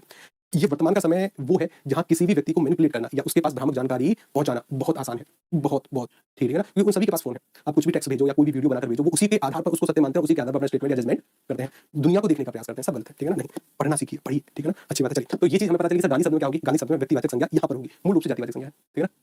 मूल रूप से जातिवाचक संज्ञा। अब देखो, अगर कुछ नाम हमें और देखने हैं, कुछ नाम मतलब कि सर व्यक्तिवाचक संज्ञा के बारे में हमें पता चला, व्यक्तिवाचक के बारे में हम केवल एक बात जानने का प्रयास करें कि सर जी अकेले व्यक्ति हैं, इस व्यक्ति अकेले। अगर मैं यहाँ पर देखने का प्रयास करूँ कि सर व्यक्तियों के नाम, जिस भी व्यक्ति के लिए मैंने राम लिखा ना, उस जैसा दिखने वाला, बोलने वाला, सोचने वाला और कोई नहीं होगा, ये उसी व्यक्ति का प्रतिनिधित्व कर रहा है, यानी वो अकेला ही व्यक्ति है। यानी सर ये क्या होगा? व्यक्तिवाचक। कोई भी नाम जैसे किरण, लता, सुधा, गीता, राजेश, सुनंदा, सुमन, अमिता, तो ये जितने भी नाम है ये सभी के सभी क्या होंगे? व्यक्तिवाचक। इसके साथ साथ नदियों के नाम, गंगा जैसी 10-20 नदी है क्या? नहीं। कावेरी, सरस्वती, चंबल, बनास, जितनी भी नदियों के नाम है, देशों के नाम, भारत मतलब कोई भी अकेला नाम। भारत में है कई सारे राज्य, बहुत सारे लोग हैं, दुनिया का सबसे आबादी वाला देश है, लेकिन भारत वर्तमान में ये जो नाम है नहीं अकेला है, अकेला है तो क्या होगा? व्यक्तिवाचक। अच्छा, ग्रंथों पुराणों के नाम, बीपीएससी का सवाल है यहाँ से, ठीक है ना? ध्यान रखिएगा कि सर रामायण जैसा क्या कोई और ग्रंथ है? नहीं, उसकी फोटोकॉपी और है, लेकिन ये अपने आप में अभूतपूर्व अकेला ग्रंथ है। ये अकेला ग्रंथ है, ये अकेला है, ये अकेला है, ये अकेली है, ये अकेली है, ये मतलब वास्तविक रूप से ये सभी अकेले हैं। अकेले होंगे तो क्या होंगे? व्यक्तिवाचक। व्यक्तिवाचक के साथ साथ दिशाओं के नाम, क्या पूर्व जैसी 10-20 दिशाएं हैं क्या? नहीं। एक सेपरेट डायरेक्शन का नाम है पूर्व, ठीक, एक सेपरेट डायरेक्शन का नाम है पश्चिम। अकेली है तो क्या होंगी? व्यक्तिवाचक। ये एमपीपीएससी का सवाल था दिनों से, हाँ बुधवार था वहां पर, एमपीपीएससी ने पूछा बुधवार में कौन सी संज्ञा होगी? बुधवार जैसे 10-20 वार है क्या? नहीं। सोमवार, बुधवार मतलब कोई भी वार अपने आप में अलग है, अकेले नाम है, अकेले नाम है तो क्या होंगे? व्यक्तिवाचक। पर्वतों के नाम अरावली, हिमालय, ये अपने आप में अलग है, विशिष्ट है, तो ये क्या होंगे? व्यक्तिवाचक। त्योहार, होली जैसे 10-20 त्योहार आते हैं क्या? नहीं, अकेला है। दिवाली अभी आने वाली है, ठीक है? अभी तो एक और है साहब त्योहार, उसका नाम है वो क्या है साहब? करवा चौथ है, करवा चौथ। कल हमारी पत्नी जी हमसे बोल रही थी कि बताओ करवा चौथ पर किसकी पूजा होती है? करवा चौथ पर जो महिलाएं किसकी पूजा करती हैं, किसके लिए व्रत रखती हैं? तो मैंने कहा सीधी सी बात है, पति के लिए। और हम बड़े चौड़ में की बताओ यार, पतियों की पूजा होगी, पतियों की पूजा। उन्होंने तुरंत एक बात बोली, क्या? कि करवा चौथ का त्योहार ना दीपावली के 13 दिन के बाद या फिर मतलब 13 दिन पहले या 9 दिन पहले कुछ है ऐसा, मुझे अभी संख्या नहीं पता कि शायद 9 दिन पहले या फिर 13 दिन पहले आता है, कुछ है ऐसी संख्या। तो वो बोली कि दिवाली वाले दिन या दीपावली वाले दिन माता लक्ष्मी की पूजा होती है, माता लक्ष्मी की, ठीक है ना? और माता लक्ष्मी से पहले सामान्यतः उनके वाहन यानी उल्लू की पूजा करने का प्रावधान है। वो करवा चौथ का ही दिन है जहां उनके वाहन यानी उल्लू की पूजा होती है। यानी पतियों की पूजा इस वजह से होती है क्योंकि पति ना उल्लू का रूप है, यानी माता लक्ष्मी के वाहन का प्रतीक है, ठीक है? हमारी बोलती बंद हो गई, बोलती बंद, कि दिवाली से कुछ दिन पहले उनके वाहन की पूजा यानी उल्लू की पूजा करना जरूरी है, इस वजह से तुम्हारी पूजा होती है। मैं कहा ठीक है भाई साहब, हम कुछ नहीं बोले, क्यों बोलने लायक ही नहीं रहे, ठीक है ना? अच्छी बात है। जब करवा चौथ आई, इससे पिछली जब करवा चौथ थी ना, तो भाई साहब मेरी रूह कांपने लगी थी। उस दिन खर्चा हुआ 2.2 लाख, 2.2 लाख। इस बार की जो करवा चौथ आ रही है, पूछो मत कि क्या होगा, ठीक है ना? कब है भाई साहब वो भयानक त्योहार? कब है वो? किस तारीख को है? जरा मुझे बताओ, हम अपने आप को प्रिपेयर करें। पिछली बार जैसे देखो मैं सोनी मतलब सोनार, जो सोने चांदी का काम करते हैं, हमारी एक ज्वेलर्स की शॉप है मतलब निजी काम है, निजी काम मतलब सामान्यतः जो पुस्तकों से चला आ रहा है वही है, जितेंद्र सोनी नाम है मेरा पूरा। तो जो ज्वेलर्स है ना, जो सोनी है, जो सोने चांदी का काम करते हैं वो हम हैं। तो सामान्यतः उनको हमारी दुकान से एक नेकलेस पसंद आया सोने का, जिसकी कीमत थी अप्रॉक्स बाहर के ग्राहकों के लिए अप्रॉक्स 3 के करीब, हमें वो पड़ा था 2.2 लाख का, ठीक है ना? तो भाई से पूछो मत क्या खर्चा हुआ, ठीक है ना? अब पता नहीं क्या ही होगा, रूह कांप रही है, ठीक है ना? महीनों के नाम जनवरी, दिसंबर, श्रावण, कार्तिक, आश्विन, माघ, ये सभी अकेले हैं तो व्यक्तिवाचक समाचार पत्र या राजस्थान पत्रिका जैसी 10-20 पत्रिका आती हैं, नहीं अकेले, ठीक है सर जी? पति थे मुझे, हाँ बस वही है। दैनिक भास्कर अकेला नाम है, दैनिक नवज्योति अकेला, द हिंदू अकेला नाम है, इंडियन एक्सप्रेस अकेला है, यानी कोई भी अकेला नाम, ठीक है ना? जैसे मैं कह दूं ऐतिहासिक युद्धों के नाम, पानीपत का युद्ध अकेला था, अच्छा फिर इसके बाद में पहला दूसरा, फिर वो अलग होंगे, पानीपत का युद्ध पहला, तो सर वो अपने आप में अलग है कि सर तराइन का पहला युद्ध अलग है, ठीक है ना? जैसे ताजमहल, नेहरू बाजार, तारागढ़, रामलीला मैदान, चांदनी चौक, ये सभी क्या होंगे? ये सभी के सभी हो जाएंगे व्यक्तिवाचक संज्ञा। अच्छा देखो ध्यान दो कि जैसे नेहरू बाजार यहाँ पर है ना, तो नेहरू बाजार जैसे नाम ना और भी राज्यों के बाजारों के होंगे, ठीक है ना? लेकिन एक विशिष्ट जगह को नेहरू बाजार कहा गया दिल्ली में, ये उसी नाम के लिए आया, और उसी नाम के लिए आया तो व्यक्तिवाचक होगा। जैसे मैंने कहा कि रामलीला मैदान ही दिल्ली में है या उत्तर प्रदेश में भी है, ठीक है ना? उत्तर प्रदेश में भी एक है, लेकिन इसका मतलब ये अगर उत्तर प्रदेश के लिए या उत्तर प्रदेश के उस क्षेत्र के रामलीला मैदान कहूंगा तो सामान्य उसी का प्रतिनिधित्व करेगा, व्यक्तिवाचक होगा, ठीक है ना? ध्यान रखिएगा कि नहीं सर जैसे मैंने कहा राम, तो राम नाम अलग अलग व्यक्तियों के हो सकते हैं, लेकिन जिस व्यक्ति के लिए राम लिखा उस व्यक्ति जैसा कोई नहीं होगा, जिस क्षेत्र के लिए मैंने रामलीला मैदान लिखा उस क्षेत्र जैसा और कोई क्षेत्र नहीं होगा, तो उसका नाम व्यक्तिवाचक के अंतर्गत, ठीक है ना? हाथ खड़ा करो, ये बात किसको पता चली? इससे आगे एक स्टेप और चले। अभी तक देखो हमने क्या पढ़ा, अभी तक सर हमने यहाँ पर समझने का प्रयास किया था साहब कि सबसे पहले सर हमने व्यक्तिवाचक से जातिवाचक में थोड़े बहुत परिवर्तन देखे, फिर सर हमने और देखे, फिर सर हमने बहुवचन बनाने का प्रयास किया, फिर सर हमने कुछ जातिवाचक के शब्दों को व्यक्तिवाचक में परिवर्तित किया, उसके बाद सर हमने यहाँ पर समझने का प्रयास किया कि ये जो हमारे व्यक्तिवाचक है इसमें किस किस प्रकार की कैटेगरी सम्मिलित होती है, ठीक है? पता चला एक स्टेप आगे। आज ना मेरे गले में बहुत ज्यादा दर्द है, पता नहीं क्यों, अच्छी बात है। चलिए अब बारी आती है जातिवाचक की। हम इसके बारे में बेसिक बात तो जानते हैं, लेकिन अब कुछ और बात हमें समझनी है। जैसे मैंने आपसे सवाल पूछा गाय, गाय में कौन सी संज्ञा है? गाय में कौन सी संज्ञा होगी? आपका तुरंत उत्तर आएगा कि सर गाय कहने से आप किसी एक गाय के बारे में पता नहीं चलता। गाय मतलब बिहार में भी होंगी, राजस्थान में भी, महाराष्ट्र में भी, भारत के बाहर भी होंगी। तो गाय तो सर पूरी जाति है, पूरी जाति है, तो सर मेरा उत्तर होगा बी। क्या उत्तर होगा मेरा? बी उत्तर होगा, जातिवाचक होगा। अच्छी बात है, लेकिन टर्म्स एंड कंडीशन अप्लाई। मानकर चलो मेरे पास भी एक गाय है, ठीक है ना, और मैंने मेरी गाय का नाम प्यार से रख रखा है गौरी। मैंने मेरी गाय का नामकरण कर दिया गौरी। अगर मैं आपसे पूछूं कि साहब गौरी गाय, अब बताओ उसमें कौन सी संज्ञा होगी? व्यक्तिवाचक होगी कि जातिवाचक होगी? व्यक्तिवाचक की जातिवाचक? कि मैंने मेरी गाय का नामकरण कर दिया गौरी गाय, ठीक है ना, गौरी गाय। बताओ, बताओ गौरी गाय क्या होगी? कि सर अब अगर मैं गौरी गाय कहूंगा ना, तो केवल ये उस गाय का प्रतिनिधित्व नाम करेगा जो मेरे घर के बाहर बंधी है, तो मेरी पालतू गाय है, और मेरी पालतू गाय होगी, एक ही होगी, उसके लिए तो सर अब ये व्यक्तिवाचक होगा। क्या होगा? व्यक्तिवाचक। यहीं से देखो, परीक्षा तो मुझे याद नहीं है, लेकिन एक सवाल बना है क्या, जैसे मैंने कहा कुत्ता, क्या कहा मैंने? कुत्ता। बताओ कौन सी संज्ञा है कुत्ता शब्द में? जैसे गाय एक जैसे गाय एक जानवर का नाम है, वैसे ही कुत्ता है। मैंने कहा कुत्ता, बताओ कौन सी संज्ञा होगी? सर ये भी पूछने वाली बात है, जातिवाचक होगी। कुत्ता कहने से किसी एक कुत्ते का बोध थोड़ी ना होता है, अलग अलग कुत्ते होते हैं सर ठीक है ना, अलग अलग प्रकार के भांति भांति के होते हैं, ठीक है ना। अच्छा जी, तो कुत्ता शब्द जातिवाचक, लेकिन प्यार से सर हमने किसी कुत्ते का नाम टॉमी रख दिया। क्या रखा? टॉमी। क्या रखा सर? टॉमी। मैंने किसी कुत्ते का नाम रखा, तो टॉमी नाम रखने पर अब ये क्या होगा सर? ये तो टॉमी अगर आपने उस कुत्ते का नाम रखा है, तब जब जब आप टॉमी कहोगे ना, तभी उसी कुत्ते के लिए आएगा जो कि आपका पालतू है। कहने का तात्पर्य है, परीक्षाओं ने सवाल पूछा, किसी पालतू जानवर का नामकरण करने के पश्चात वह नाम किस संज्ञा के अंतर्गत रखे जाते हैं? ठीक है ना, व्यक्तिवाचक के अंतर्गत। कोई भी जानवर है, अगर उसका आप नामकरण कर रहे हैं, तो वह व्यक्तिवाचक संज्ञा के अंतर्गत रखे जाएंगे, ठीक है ना, ध्यान रखना। अगर अगर आपने ऐसे ही नाम भी पूछा, तब तो सर ये नाम जातिवाचक के अंतर्गत आ जाते हैं। डन, आगे बढ़िए। एक सवाल जैसे मैंने, अच्छा देखो, अभी हम इस पर आएंगे, अभी नहीं, अभी इसके लिए भूल जाओ ये क्या है क्या नहीं है, अभी के लिए देखो यहाँ पर आओ। जातिवाचक, मैंने कहा वस्तुओं की जाति। यहाँ से ऐसा ही ने सवाल पूछा, यूपी ऐसा ही एक परीक्षा होती है, उत्तर प्रदेश में दरोगा की एक परीक्षा होती है, वहां पर बताइए मेज में कौन सी संज्ञा है? मेज मतलब अगर आपने मेज कहा है, तो मेज कहने से, जैसे मेरे सामने भी एक टेबल रखी है जहां मेरा फोन रखा है, एसी का रिमोट है, मेरा ग्लास रखा है, ठीक है ना, तो समानता ये मेज, क्या मैंने मेज कहा तो केवल इसी मेज का बोध होगा? पूरे ब्रह्मांड में कहीं भी टेबल बनी होगी, कहीं भी टेबल होगी, उन सभी मेज का, पूरे ब्रह्मांड में कहीं घड़ी होगी, उन सभी घड़ियों का बोध, यानी जितनी भी वस्तुएं हैं ना, उनका नाम अगर आपने लिखा तो वो सभी जातिवाचक संज्ञा होती हैं। अगर आपने लिख दिया टेबल या पुस्तक, ग्रंथ, पर्वत, नदी, शहर, कोई भी, तो सर संपूर्ण जाति का बोध कराएगा जातिवाचक। मैंने कहा पदों और व्यवसाय, अगर आपने आचार्य कहा है तो किसी एक आचार्य का बोध नहीं होता, अगर आपने शिक्षक कहा है तो किसी एक शिक्षक का बोध नहीं होता, अगर आपने जुलाहा कहा है तो किसी एक जुलाहे का बोध नहीं होता, अगर आपने, हाँ ये इस पर स्टार लगाओ, ठीक है ना, स्टार मतलब अच्छा खासा स्टार। खूब सवाल बनते हैं शारीरिक अंगों से, अगर आपने हाथ कहा है ना, तो केवल आपके हाथ का बोध नहीं है, पूरे ब्रह्मांड में जितने भी व्यक्ति हैं सभी के हाथ होते हैं, जातिवाचक होगा। क्या होगा? जातिवाचक। मैंने कहा जीभ कहा, मुंह कहा, पेट कहा, तो सर गला कहा, तो आप ही का गला नहीं है, सभी के हैं, ठीक है ना, जातिवाचक होंगे, ध्यान रखिए। मैंने कहा संबंधी, माता पिता, भाई बहन, चाचा चाची। जैसे देखो पीसीएस ने एक सवाल पूछा, तो मुझे कौन सा पीसीएस है वो तो याद नहीं, लेकिन सवाल देखो ऐसे बना, सवाल बना चाचा, बताइए कौन सी संज्ञा है? व्यक्तिवाचक है कि जातिवाचक? बताइए। व्यक्तिवाचक सर जी, ये चाचा जो शब्द होगा ना, ये तो जातिवाचक शब्द है, कैसे जाति। लेकिन अगर मैं एक सवाल आपसे पूछ लूं, कौन सा सवाल, कि चाचा जब प्रधानमंत्री बने, चाचा जब प्रधानमंत्री बने तो बच्चों से अत्यधिक अत्यधिक स्नेह स्नेह किया करते थे, किया करते थे। अब उसने इस शब्द के नीचे हाईलाइट कहा और कहा बताओ कौन सी संज्ञा है, कौन सी है? सर यहाँ पर अब ये चाचा ना नेहरू के लिए आया, एक व्यक्ति के लिए आया, संज्ञा का परिवर्तन जातिवाचक से व्यक्तिवाचक में हुआ है, व्यक्तिवाचक होगी, क्या होगी? व्यक्तिवाचक, ठीक है, ध्यान रखिएगा, जातिवाचक से व्यक्तिवाचक, ठीक, डन, समझ पाए, अच्छी बात है। सर स्थानांतरण, जैसे विद्यालय, महाविद्यालय, संस्थान, हाँ इसका लगाओ। आपने कहा संसद, तो संसद में गलती से व्यक्तिवाचक संज्ञा करने की, सर जी हमारी तो संसद एक ही है, तो सर ये तो होगी व्यक्तिवाचक, संसद तो एक है नहीं। आपने केवल अपने देश के परिप्रेक्ष्य से सोचने का प्रयास किया, नहीं, अलग अलग देशों की अलग अलग संसद होती है, या उसका नाम कुछ और होगा, जहां पर सभी लोग बैठकर कोई बिल पास करते हैं, उसका नाम कुछ अलग होगा, लेकिन ये नाम उसी के लिए जातिवाचक है। मैंने कहा लोकसभा, विधानसभा, कचहरी, ये सभी शब्द जातिवाचक होते हैं, स्टार बनाकर इनको ध्यान में रखना, ठीक है ना, लोकसभा, राज्यसभा, कचहरी या संसद की, सर जी हमारे देश में तो एक ही है, हमारे देश में तो एक ही विधानसभा, मतलब एक ही लोकसभा है, व्यक्तिवाचक, गलती कर आओगे, ठीक है ना, ध्यान रखिएगा, जातिवाचक। आगे बढ़िए, मैं आपसे बोलता हूं कि मनुष्यों की जाति से लड़का लड़की स्त्री पुरुष ये सभी क्या है? ये सभी जातिवाचक है। पशु, जैसे मैंने कह दिया गाय, तो गाय अगर कह रहा हूं तो सर ये सभी जातिवाचक है, किसी एक गाय का किसी एक बकरी का बोध नहीं होगा। मैंने कहा प्राकृतिक आपदाओं से संबंधित सब, जैसे ज्वालामुखी, भूकंप, तूफान, वर्षा, बिजली इत्यादि इत्यादि, ये सभी, हाँ ज्वालामुखी, भूकंप, इस वाली कैटेगरी को ना स्टार बना के लिखो। कोई भी प्राकृतिक आपदाओं के नाम लिखे हो, ज्वालामुखी, अगर आपने ज्वालामुखी कहा है तो किसी एक ज्वालामुखी का बोध नहीं होगा, पूरे ब्रह्मांड में, केवल पृथ्वी नहीं, पूरे ब्रह्मांड में कहीं पर भी ज्वालामुखी होंगे या कहीं पर ज्वालामुखी फटे होंगे, उन सभी का बोध होगा, ठीक है, जातिवाचक। भूकंप, किसी एक जगह के भूकंप का बोध नहीं होगा, कहीं भी पूरे ब्रह्मांड में, पृथ्वी तो छोड़ किसी और ग्रह पर भूकंप आया हो, सभी इसी में आ गया। वर्षा, तूफान, जितनी भी प्राकृतिक आपदाएं होती हैं जातिवाचक होती हैं, क्या होती हैं? जातिवाचक। अभी देखो मैं आपको ना एक बार समराइज करवाने का प्रयास करूं, हमने क्या किया। सबसे पहले से हमने इस व्यक्तिवाचक की कैटेगरी को देखा, और व्यक्तिवाचक की कैटेगरी में से व्यक्तियों के नाम थे, नदियों के नाम थे, देशों के नाम थे, ग्रंथों और पुस्तकों के नाम थे, पशुओं के नाम, दिशाओं के नाम थे, पर्वतों के नाम थे, दिनों के नाम थे, त्योहारों के नाम थे, ग्रह नक्षत्रों के नाम थे, महीनों के नाम थे, समाचार पत्र पत्रिकाओं के नाम थे, ऐतिहासिक युद्धों के, स्थानों के। उसके बाद सीधे सर हम आगे जातिवाचक, वस्तुओं की जाति, शारीरिक अंग थोड़ा सा इंपोर्टेंट था, बताया। उसके बाद स्थानों के नाम थोड़े से इंपोर्टेंट है, उसके बाद सर यहाँ पर मनुष्यों की जाति और प्राकृतिक आपदाओं के नाम थोड़े से इंपोर्टेंट होते हैं, बाकी मैं तो आप गैस कर लोगे, ठीक ठीक ठीक, डन डन, अच्छी बात है साहब। एक स्टेप आगे चलें कि अब अगली वाली क्लास से पढ़ोगे, एक मतलब अब नए संज्ञा को शुरू करें या अगली वाली क्लास से शुरू करें? अगली वाली संज्ञा मतलब कि सर समानता, अब जो संज्ञा शुरू होगी ना, एक तो होगी सर हमारी द्रव्यवाचक संज्ञा, ठीक है ना, एक जो संज्ञा होगी सर हमारी वो होगी समूहवाचक संज्ञा। अभी शुरू करें कि कल से शुरू कर दें?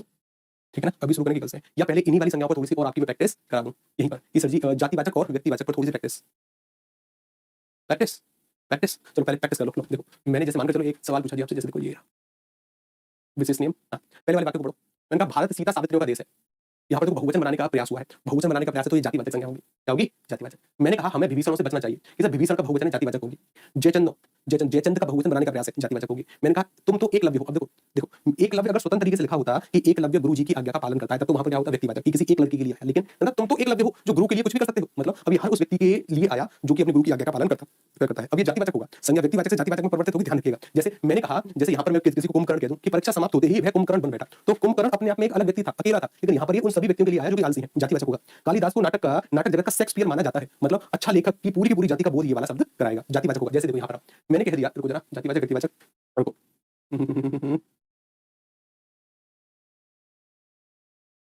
जैसे देखो मैंने अगर आपसे कहा कश्मीर, कश्मीर में सर व्यक्तिवाचक संज्ञा है, अकेला नाम है। अगर मैं कह दूं कि उदयपुर राजस्थान का कश्मीर है, जातिवाचक है। ठीक, मैं कह दूं शेक्सपियर एक प्रसिद्ध लेखक है, मैं कहूं कालिदास भारत का शेक्सपियर है या थे या कुछ भी, तो ये जातिवाचक होगा। विभीषण जयचंद की मोहन तो विभीषण या जयचंद निकला, या मैं कह दूं सीता सावित्री कि भारत में आज भी घर घर में सीता और सावित्रियां पाई जाती हैं, गंगा लक्ष्मी की, राधा तो गंगा है, गंगा मतलब कि सर यहाँ पर सीधी सादी सी है, ठीक है ना, उन सभी का प्रतिनिधित्व कर रहा है ये कि सरोज तो हमारे घर की लक्ष्मी है, मतलब कि सर वैभवशाली स्त्री है, ठीक है ना, उन सभी वैभवशाली या समृद्धशाली या सौभाग्यशाली लड़कियों का प्रतिनिधित्व कर रहा है पूरी जाति का। अकेले लिखे होते तो व्यक्तिवाचक थे, यहाँ पर जातिवाचक है, ठीक है ना। ऐसे ही मैं कह दूं कि सर नेताजी, तो नेताजी कहा है वो जातिवाचक है, मैंने कहा नेताजी ने जय हिंद का नारा दिया, यहाँ पर एक व्यक्ति के लिए आएगा, नेताजी सुभाष चंद्र बोस, ये व्यक्तिवाचक होगा। आगे पढ़ेंगे इनको, ठीक है ना, इनको पढ़ेंगे आगे जब विशेष नियमों के बारे में बातचीत होगी आपसे, अभी नहीं, ठीक है ना, जब विशेष नियमों के बारे में बातचीत होगी ना, तब इनके बारे में सर आपसे बातचीत होगी, ठीक है ना, तब इनके बारे में आपसे बातचीत होगी। ठीक, डन। अब बताओ, अब किसी का अगर किसी ने व्हाइट पेज पर कोई सवाल लिखा है, कोई डाउट है तो डाउट क्लियर करो, ठीक है ना, फटाफट से डाउट क्लियर करो। मैं चेयर खींचता हूं, मुझे पता है कि आप 2 दिन की छुट्टी करके आए हो और 2 दिन की छुट्टी में समानता पढ़ने का मन नहीं कर रहा होगा कि सर जी ना अब पढ़ने का मन नहीं, सर इतने फेस्टिवल मना कर आए हैं ना कि सर पढ़ने में ना मौत आ रही है, क्या आ रही है, पढ़ने में कुछ फल खाएंगे तब जाकर फिर भाई साहब थोड़ा सा रहम करो मेरे ऊपर, ठीक है। चलिए सुनार कौन सी संज्ञा है, सुनार जातिवाचक संज्ञा है, सुनार कहने से किसी एक सुनार का बोल नहीं होता, समानता पूरी जाती है, जैसे पंडित थी, ठीक है ना। चलिए दाएं हाथ कहा जाए तो कौन सी संज्ञा होगी, दाएं हाथ कहा जाए तो भाई साहब देखो अगर आपने हाथ कहा है तब तो कौन सी संज्ञा है, तब तो है सर यहाँ पर आपकी जातिवाचक संज्ञा, दाएं हाथ कहा है तब भी जातिवाचक संज्ञा, ठीक है ना। सर जी आप बिहार कब आएंगे, जब आप बुला लें, जब आप बुला लें। सर जी आप बहुत अच्छा पढ़ाते हैं, बहुत बहुत आभार साहब आपका, ठीक है। सर जी मैं वृंदावन जा रही हूँ, क्या बात है, सौभाग्य साहब आपका, मैं वृंदावन जा रही हूँ। सर जी आप मेरा कमेंट नहीं पढ़ते हैं, अरे साहब कैसी बात है, देखो कमेंट में समानता कई बार स्थिति ऐसी होती है कि पढ़े नहीं जाते, ठीक है ना, क्योंकि बहुत तेजी से चलते हैं।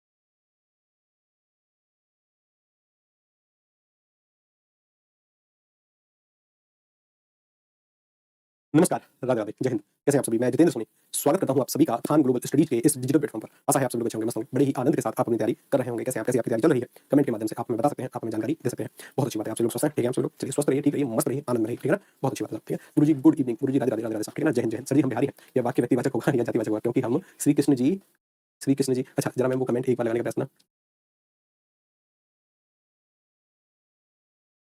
चलिए बहुत अच्छा, एक सलोनी वर्मा जी का एक कमेंट है कि सर हम बिहारी हैं, यह वाक्य व्यक्तिवाचक होगा या फिर जातिवाचक, क्योंकि हम कृष्ण जी को भी बाकी बिहारी कहते हैं और उस हिसाब से बताइए, ठीक है। सर जी हम बिहारी हैं, अगर मैं इस वाले वाक्य की बातचीत करूं तो सर ये वाला वाक्य क्या है, ये जो बिहारी शब्द है यहाँ पर क्या आ जाएगा, ठीक है। देखो अभी बातचीत करते हैं। सर जी कल की क्लास छूट गई, कब करिएगा, ठीक है। चलिए स्टार्ट करें। वैसे शनिवार के दिन समानता डाउट सेशन होता है, डाउट सेशन के साथ साथ आपसे थोड़ी बातचीत होती है, बातचीत के साथ साथ आपकी जितने भी आपके सवाल हैं, चाहे किसी भी किताब से आप पढ़ रहे हैं उन सभी के बारे में बातचीत होती है, उनके बारे में बातचीत करेंगे, कुछ अपने मुद्दों के बारे में बातचीत करेंगे। संज्ञा टॉपिक पढ़ रहे हैं, संज्ञा के द्रव्यवाचक संज्ञा और समानता एक समूहवाचक संज्ञा, इन दोनों को हम पढ़ेंगे, ठीक है ना। चलिए खान सर का पढ़ाएंगे, खान सर तो हृदय में है साहब हमारे, बहुत जल्दी, ठीक है ना, जैसे सर फ्री होते हैं वो तुरंत पढ़ाएंगे, सबसे बढ़िया, ठीक है ना, अच्छी बात है। इस अस्सलाम वालेकुम, वालेकुम अस्सलाम साहब, ठीक है ना, शेख साहब, चलिए स्टार्ट करें। चलिए सब शुरू करें, यहाँ पर ध्यान दो। हाँ ये हिंदी फाउंडेशन है, अगर आप में से कोई भी व्यक्ति किसी और परीक्षा की तैयारी करना चाहता है, अगर आपका लक्ष्य केवल यही परीक्षा है, तब तो इससे शानदार बैच कोई नहीं है जो आप पढ़ रहे हैं। इसके अलावा भविष्य में अगर आप कभी यूपीएससी जो सीसेट है या किसी भी राज्य का पीसीएस है, कोई भी टीचिंग परीक्षा है, मतलब हिंदी को कंप्लीट समझना, तो उसके लिए हिंदी फाउंडेशन है, अभी इसकी जो प्राइस है वो है 499, ठीक है ना, अच्छा बैच है, कंप्लीट हिंदी, लगभग 200 घंटे की क्लासेस है यहाँ, ठीक है ना, 200 घंटे की क्लासेस में मतलब ये है कि समानता कंप्लीट हिंदी, ठीक है, पूरी कंप्लीट हिंदी, मतलब एक ही बार हिंदी पढ़नी है, फिर उसके बाद किसी भी परीक्षा के लिए नहीं पढ़नी, वो ये वाला बैच है। सर जी हम किसके बारे में बातचीत कर रहे थे, हम बातचीत कर रहे थे संज्ञा और संज्ञा के साथ साथ ना समानता एक टॉपिक था जी हमारा, ठीक कि सर अगर जी बीपीएससी में रॉन्ग अटेम्प्ट से कैसे बचें, पिछले 2 ठाकुर सुरेश भगवान ईस्ट वाले वाक्य की बात कर रहा हूँ कि बिहारी शब्द यहाँ पर संज्ञा है ही नहीं, तो क्या है सर, बिहारी शब्द सर इस सर्वनाम की विशेषता बता रहा है कि हम बिहार से हैं, ठीक है ना, तो ये विशेषण होगा और विशेषण अपना अगला वाला टॉपिक बनेगा, पहले सर्वनाम पढ़ेंगे, पहले ऐसे शब्दों को पढ़ेंगे, फिर जाकर फिर विशेषण पढ़ेंगे, जो कि सर ये विशेषता बताएगा, उसमें भी सर गुणवाचक विशेषण होगा, गुणवाचक में भी स्थानवाचक होगा। लेकिन सर कहीं बिहारी ऐसे प्रयोग हुआ है कि भगवान श्री कृष्ण के लिए या भगवान के लिए प्रयोग, तो बिहारी शब्द का शाब्दिक अर्थ क्या होता है, अगर बिहारी संज्ञा की तरह से प्रयोग होना तब इसका मतलब होगा कि सर ये तो भगवान के लिए, बिहारी शब्द का ठाकुर होता है, ठाकुर सुरेश भगवान ईस्ट, ठीक है ना, तो फिर सर यहाँ पर जो संज्ञा होगी ना वो संज्ञा होगी जातिवाचक संज्ञा।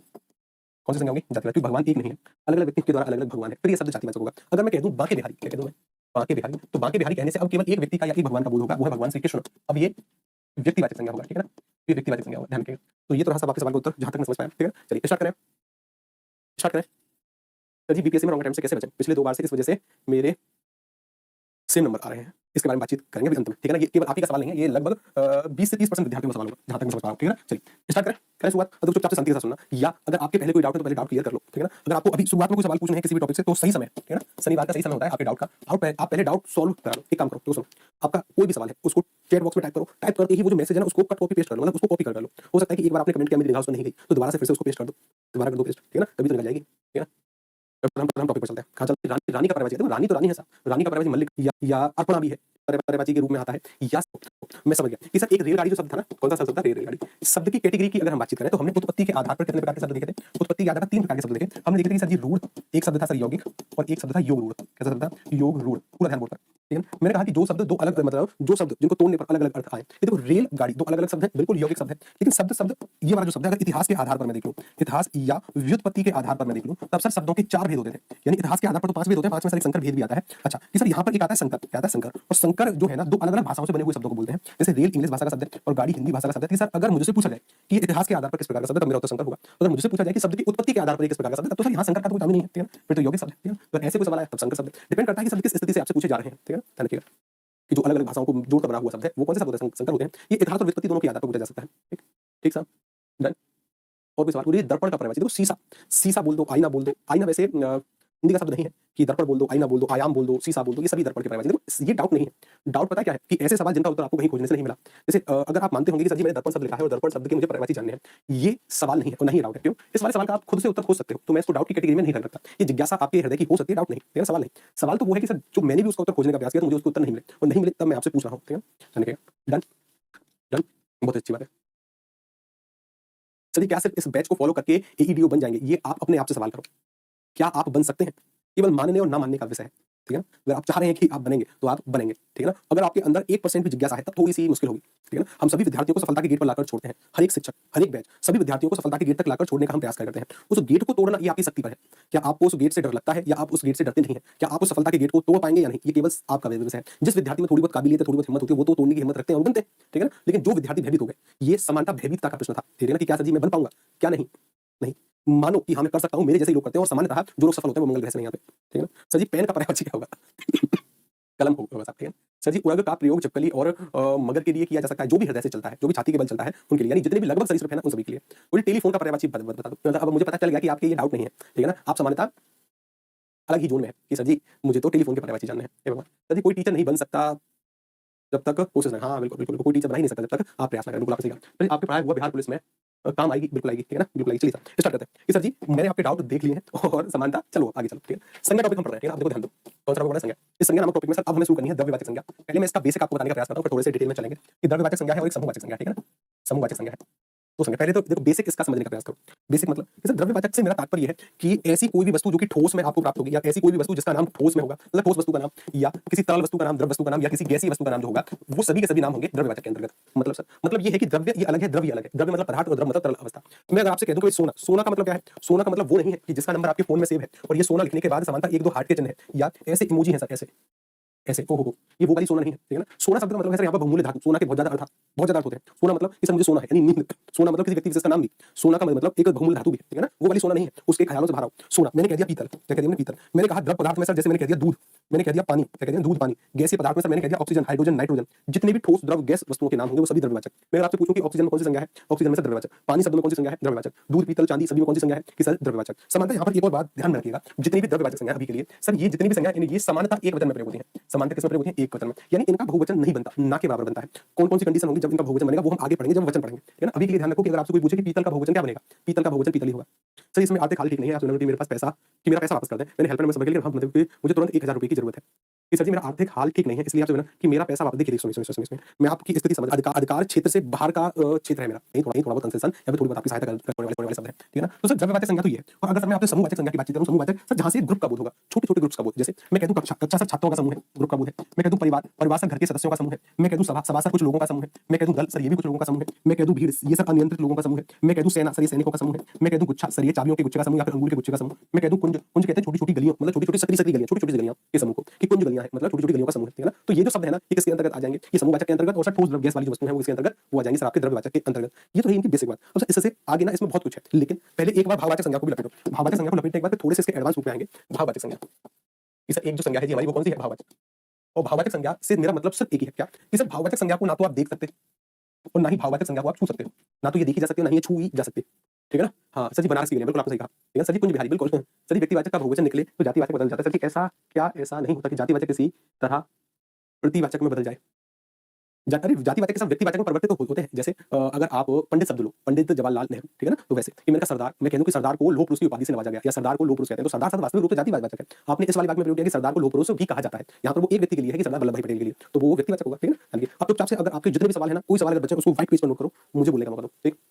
ठीक, डन। कि सर जी मैंने कहा कि ना तो इसको देखा जा सकता है, ना ही इसको छुआ जा सकता है। सर कैसे? जैसे देखो, मैंने कहा क्या आप बचपन को या बुढ़ापे को देख सकते हो? मैंने एक शब्द देखा बुढ़ापा। मुझे बताओ क्या आप बुढ़ापे को देख सकते हो क्या?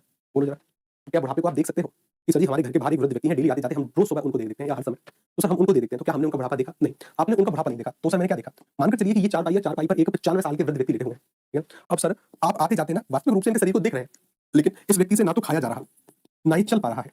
इसको तकलीफ हो रही है, ना ही ठीक से उठ सकता है, ना ही ठीक से बैठ सकता है। बड़ी तकलीफ है इस वाले व्यक्ति को। यही जो भाव है ना कि ना इसे उठा जा रहा, ना इसे चला जा रहा, ना इसे बैठा, ना इसे खाया, इसी भाव को कहते हैं बुढ़ापा। और इस बुढ़ापे का अनुभव केवल वही व्यक्ति करता है जिसको यह बुढ़ापा है। ठीक है? वही व्यक्ति, केवल उसी व्यक्ति के हृदय के द्वारा अनुभव हो सकता है कि ना मुझसे खाया जा रहा, ना मैं चल पा रहा, ना मैं उठ पा रहा, ना मैं बैठ पा रहा। अन्य किसी व्यक्ति के हृदय के द्वारा नहीं। ठीक है ना? अच्छा, आपने सर फिर क्या बुढ़ापा देखा? नहीं, आपने इससे होने वाली प्रतिक्रियाओं को देखा, आपने शरीर को देखा, आपने प्रतिक्रियाएं शरीर पर झुर्रियां पड़ी हैं एक समय के बाद। वो बुढ़ापा नहीं है, वो बुढ़ापे से होने वाली प्रतिक्रियाएं हैं। ठीक है ना? बुढ़ापे का अनुभव तो यही व्यक्ति का मन कर सकता है। जैसे मानकर चलिए मैं एक और शब्द लिखूं, एक शब्द लिखा है मैंने बचपन, पूरा ध्यान दो यहाँ पर बोर्ड पर, बचपन। क्या आप बचपन को देख सकते हो?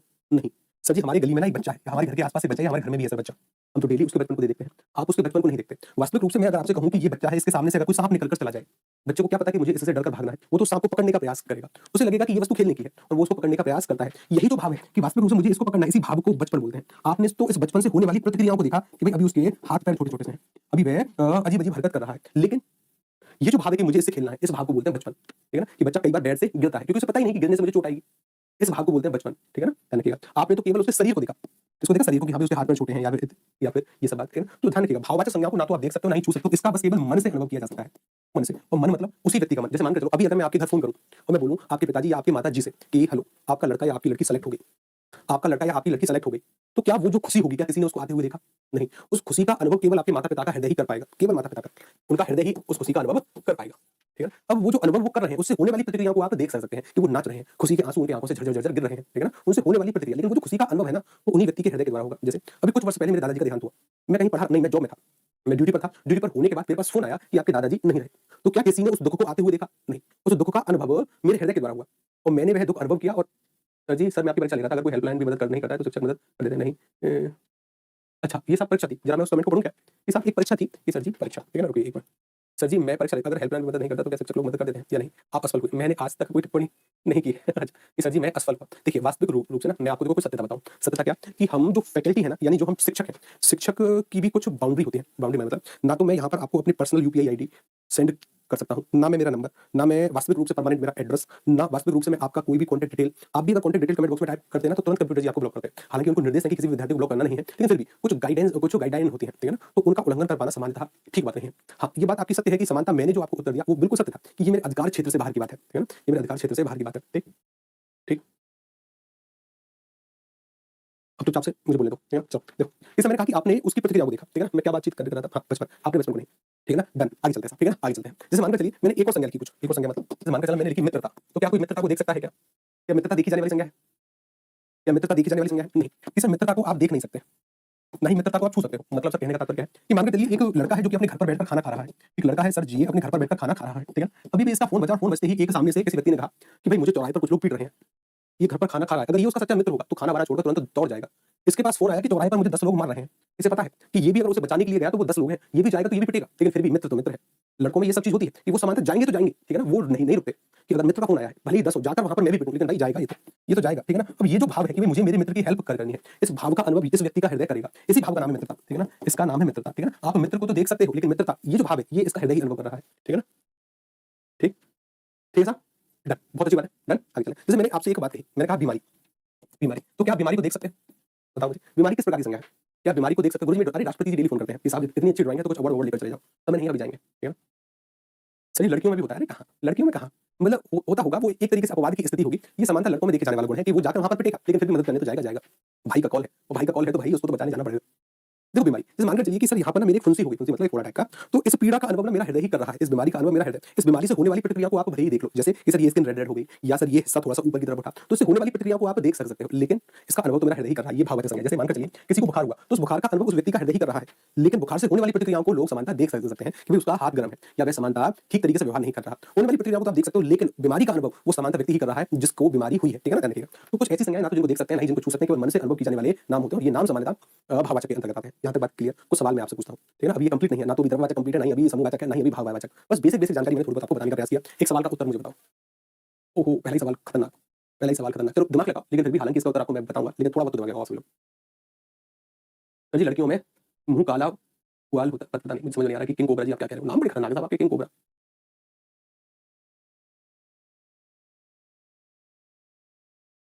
कि सर जी मैं मानता हूँ कि मैंने कमेंट करके, अरे किसने बोल दिया कि गलती करी रे, ठीक है ना, किसने बोल दिया कि गलती करी, तुम बड़े सेंसिटिव हो, सेंसिटिव मतलब कि ना गुरुजी, अब तुम आपने मेरे बारे में कुछ बोल कैसे कैसे दिया। इतने सेंसिटिव नहीं हुआ करते कि ना ना ना, ठीक है ना, कि गुरुजी अब आपने मेरे बारे में बोला कि गुरुजी मैंने कमेंट करके ना मुझसे इस दुनिया की सबसे बड़ी गलती हो गई, लो सर जी मैं तो जा रहा हूँ, कुछ नहीं, ठीक है ना। देखिए वास्तविक रूप से ना ये जो भाववाचक संज्ञा जिसको अभी हमने पढ़ा, भाववाचक संज्ञा 5 प्रकार के तरीकों से बन सकती है, ये हमारे मंडे का विषय है, ठीक है ना, मंडे को हम इस चीज को पढ़ेंगे। अच्छा ये सब 5 प्रकार के तरीकों से बनेगी, और वो जो 5 प्रकार के तरीके होंगे, या तो सर हम जातिवाचक संज्ञा में कुछ जोड़कर बना सकते हैं सर इसको, ठीक है ना, जातिवाचक संज्ञा में, और जातिवाचक के साथ साथ भाववाचक संज्ञा, माफी चाहूंगा, सर्वनाम में हम सब कुछ जोड़कर इसको बना सकते हैं, या सर आगे चलकर टॉपिक पढ़ेंगे विशेषण, विशेषण में भी कुछ जोड़कर बना सकते हैं, क्रिया में भी सर कुछ जोड़कर हम भाववाचक संज्ञा बना सकते हैं, और सर एक है क्रिया विशेषण, क्रिया विशेषण एक प्रकार का अव्यय है, उसमें भी सर हम कुछ जोड़कर भाववाचक संज्ञा बना सकते हैं, क्रिया विशेषण। तो हमसे सवाल पूछा गया, यानी 5 प्रकार के तरीकों से भाववाचक संज्ञा बन सकती है, यानी जातिवाचक संज्ञा, संज्ञा, सर्वनाम, विशेषण, क्रिया, अव्यय शब्दों से भाववाचक संज्ञा का निर्माण होता है। विकल्प क्रमांक सी सर उत्तर होगा, ठीक है ना। अगली किसी व्यक्ति वस्तु या स्थान के नाम को क्या कहते हैं, उत्तर बताओ, उत्तर बताओ, उत्तर बताओ कि सर जी व्यक्ति वस्तु या स्थान के नाम को क्या कहते हैं, व्यक्ति वस्तु या स्थान के नाम को क्या कहा जाता है, क्रिया संज्ञा। सर नाम की बात है, नाम तो पता है किसे कहते हैं, नाम तो कहते हैं संज्ञा को, नाम किसको कहते हैं, नाम तो संज्ञा कहते हैं, संज्ञा का अर्थ ही नाम है, ठीक है ना। इस पूरे ब्रह्मांड में जितनी वस्तु है जिनको देखा जा सकता है, अगर उनका कोई नाम है तो उसे संज्ञा, या ऐसा कोई भाव जिसका मन से अनुभव किया जा सकता है वो संज्ञा। गांधी को राष्ट्रपिता कहा गया है, वाक्य में संज्ञा किस से किस में परिवर्तित हो रही है, इस वाले सवाल का सटीक उत्तर बताने वाले को मेरी तरफ से 2 चॉकलेट, ठीक है ना।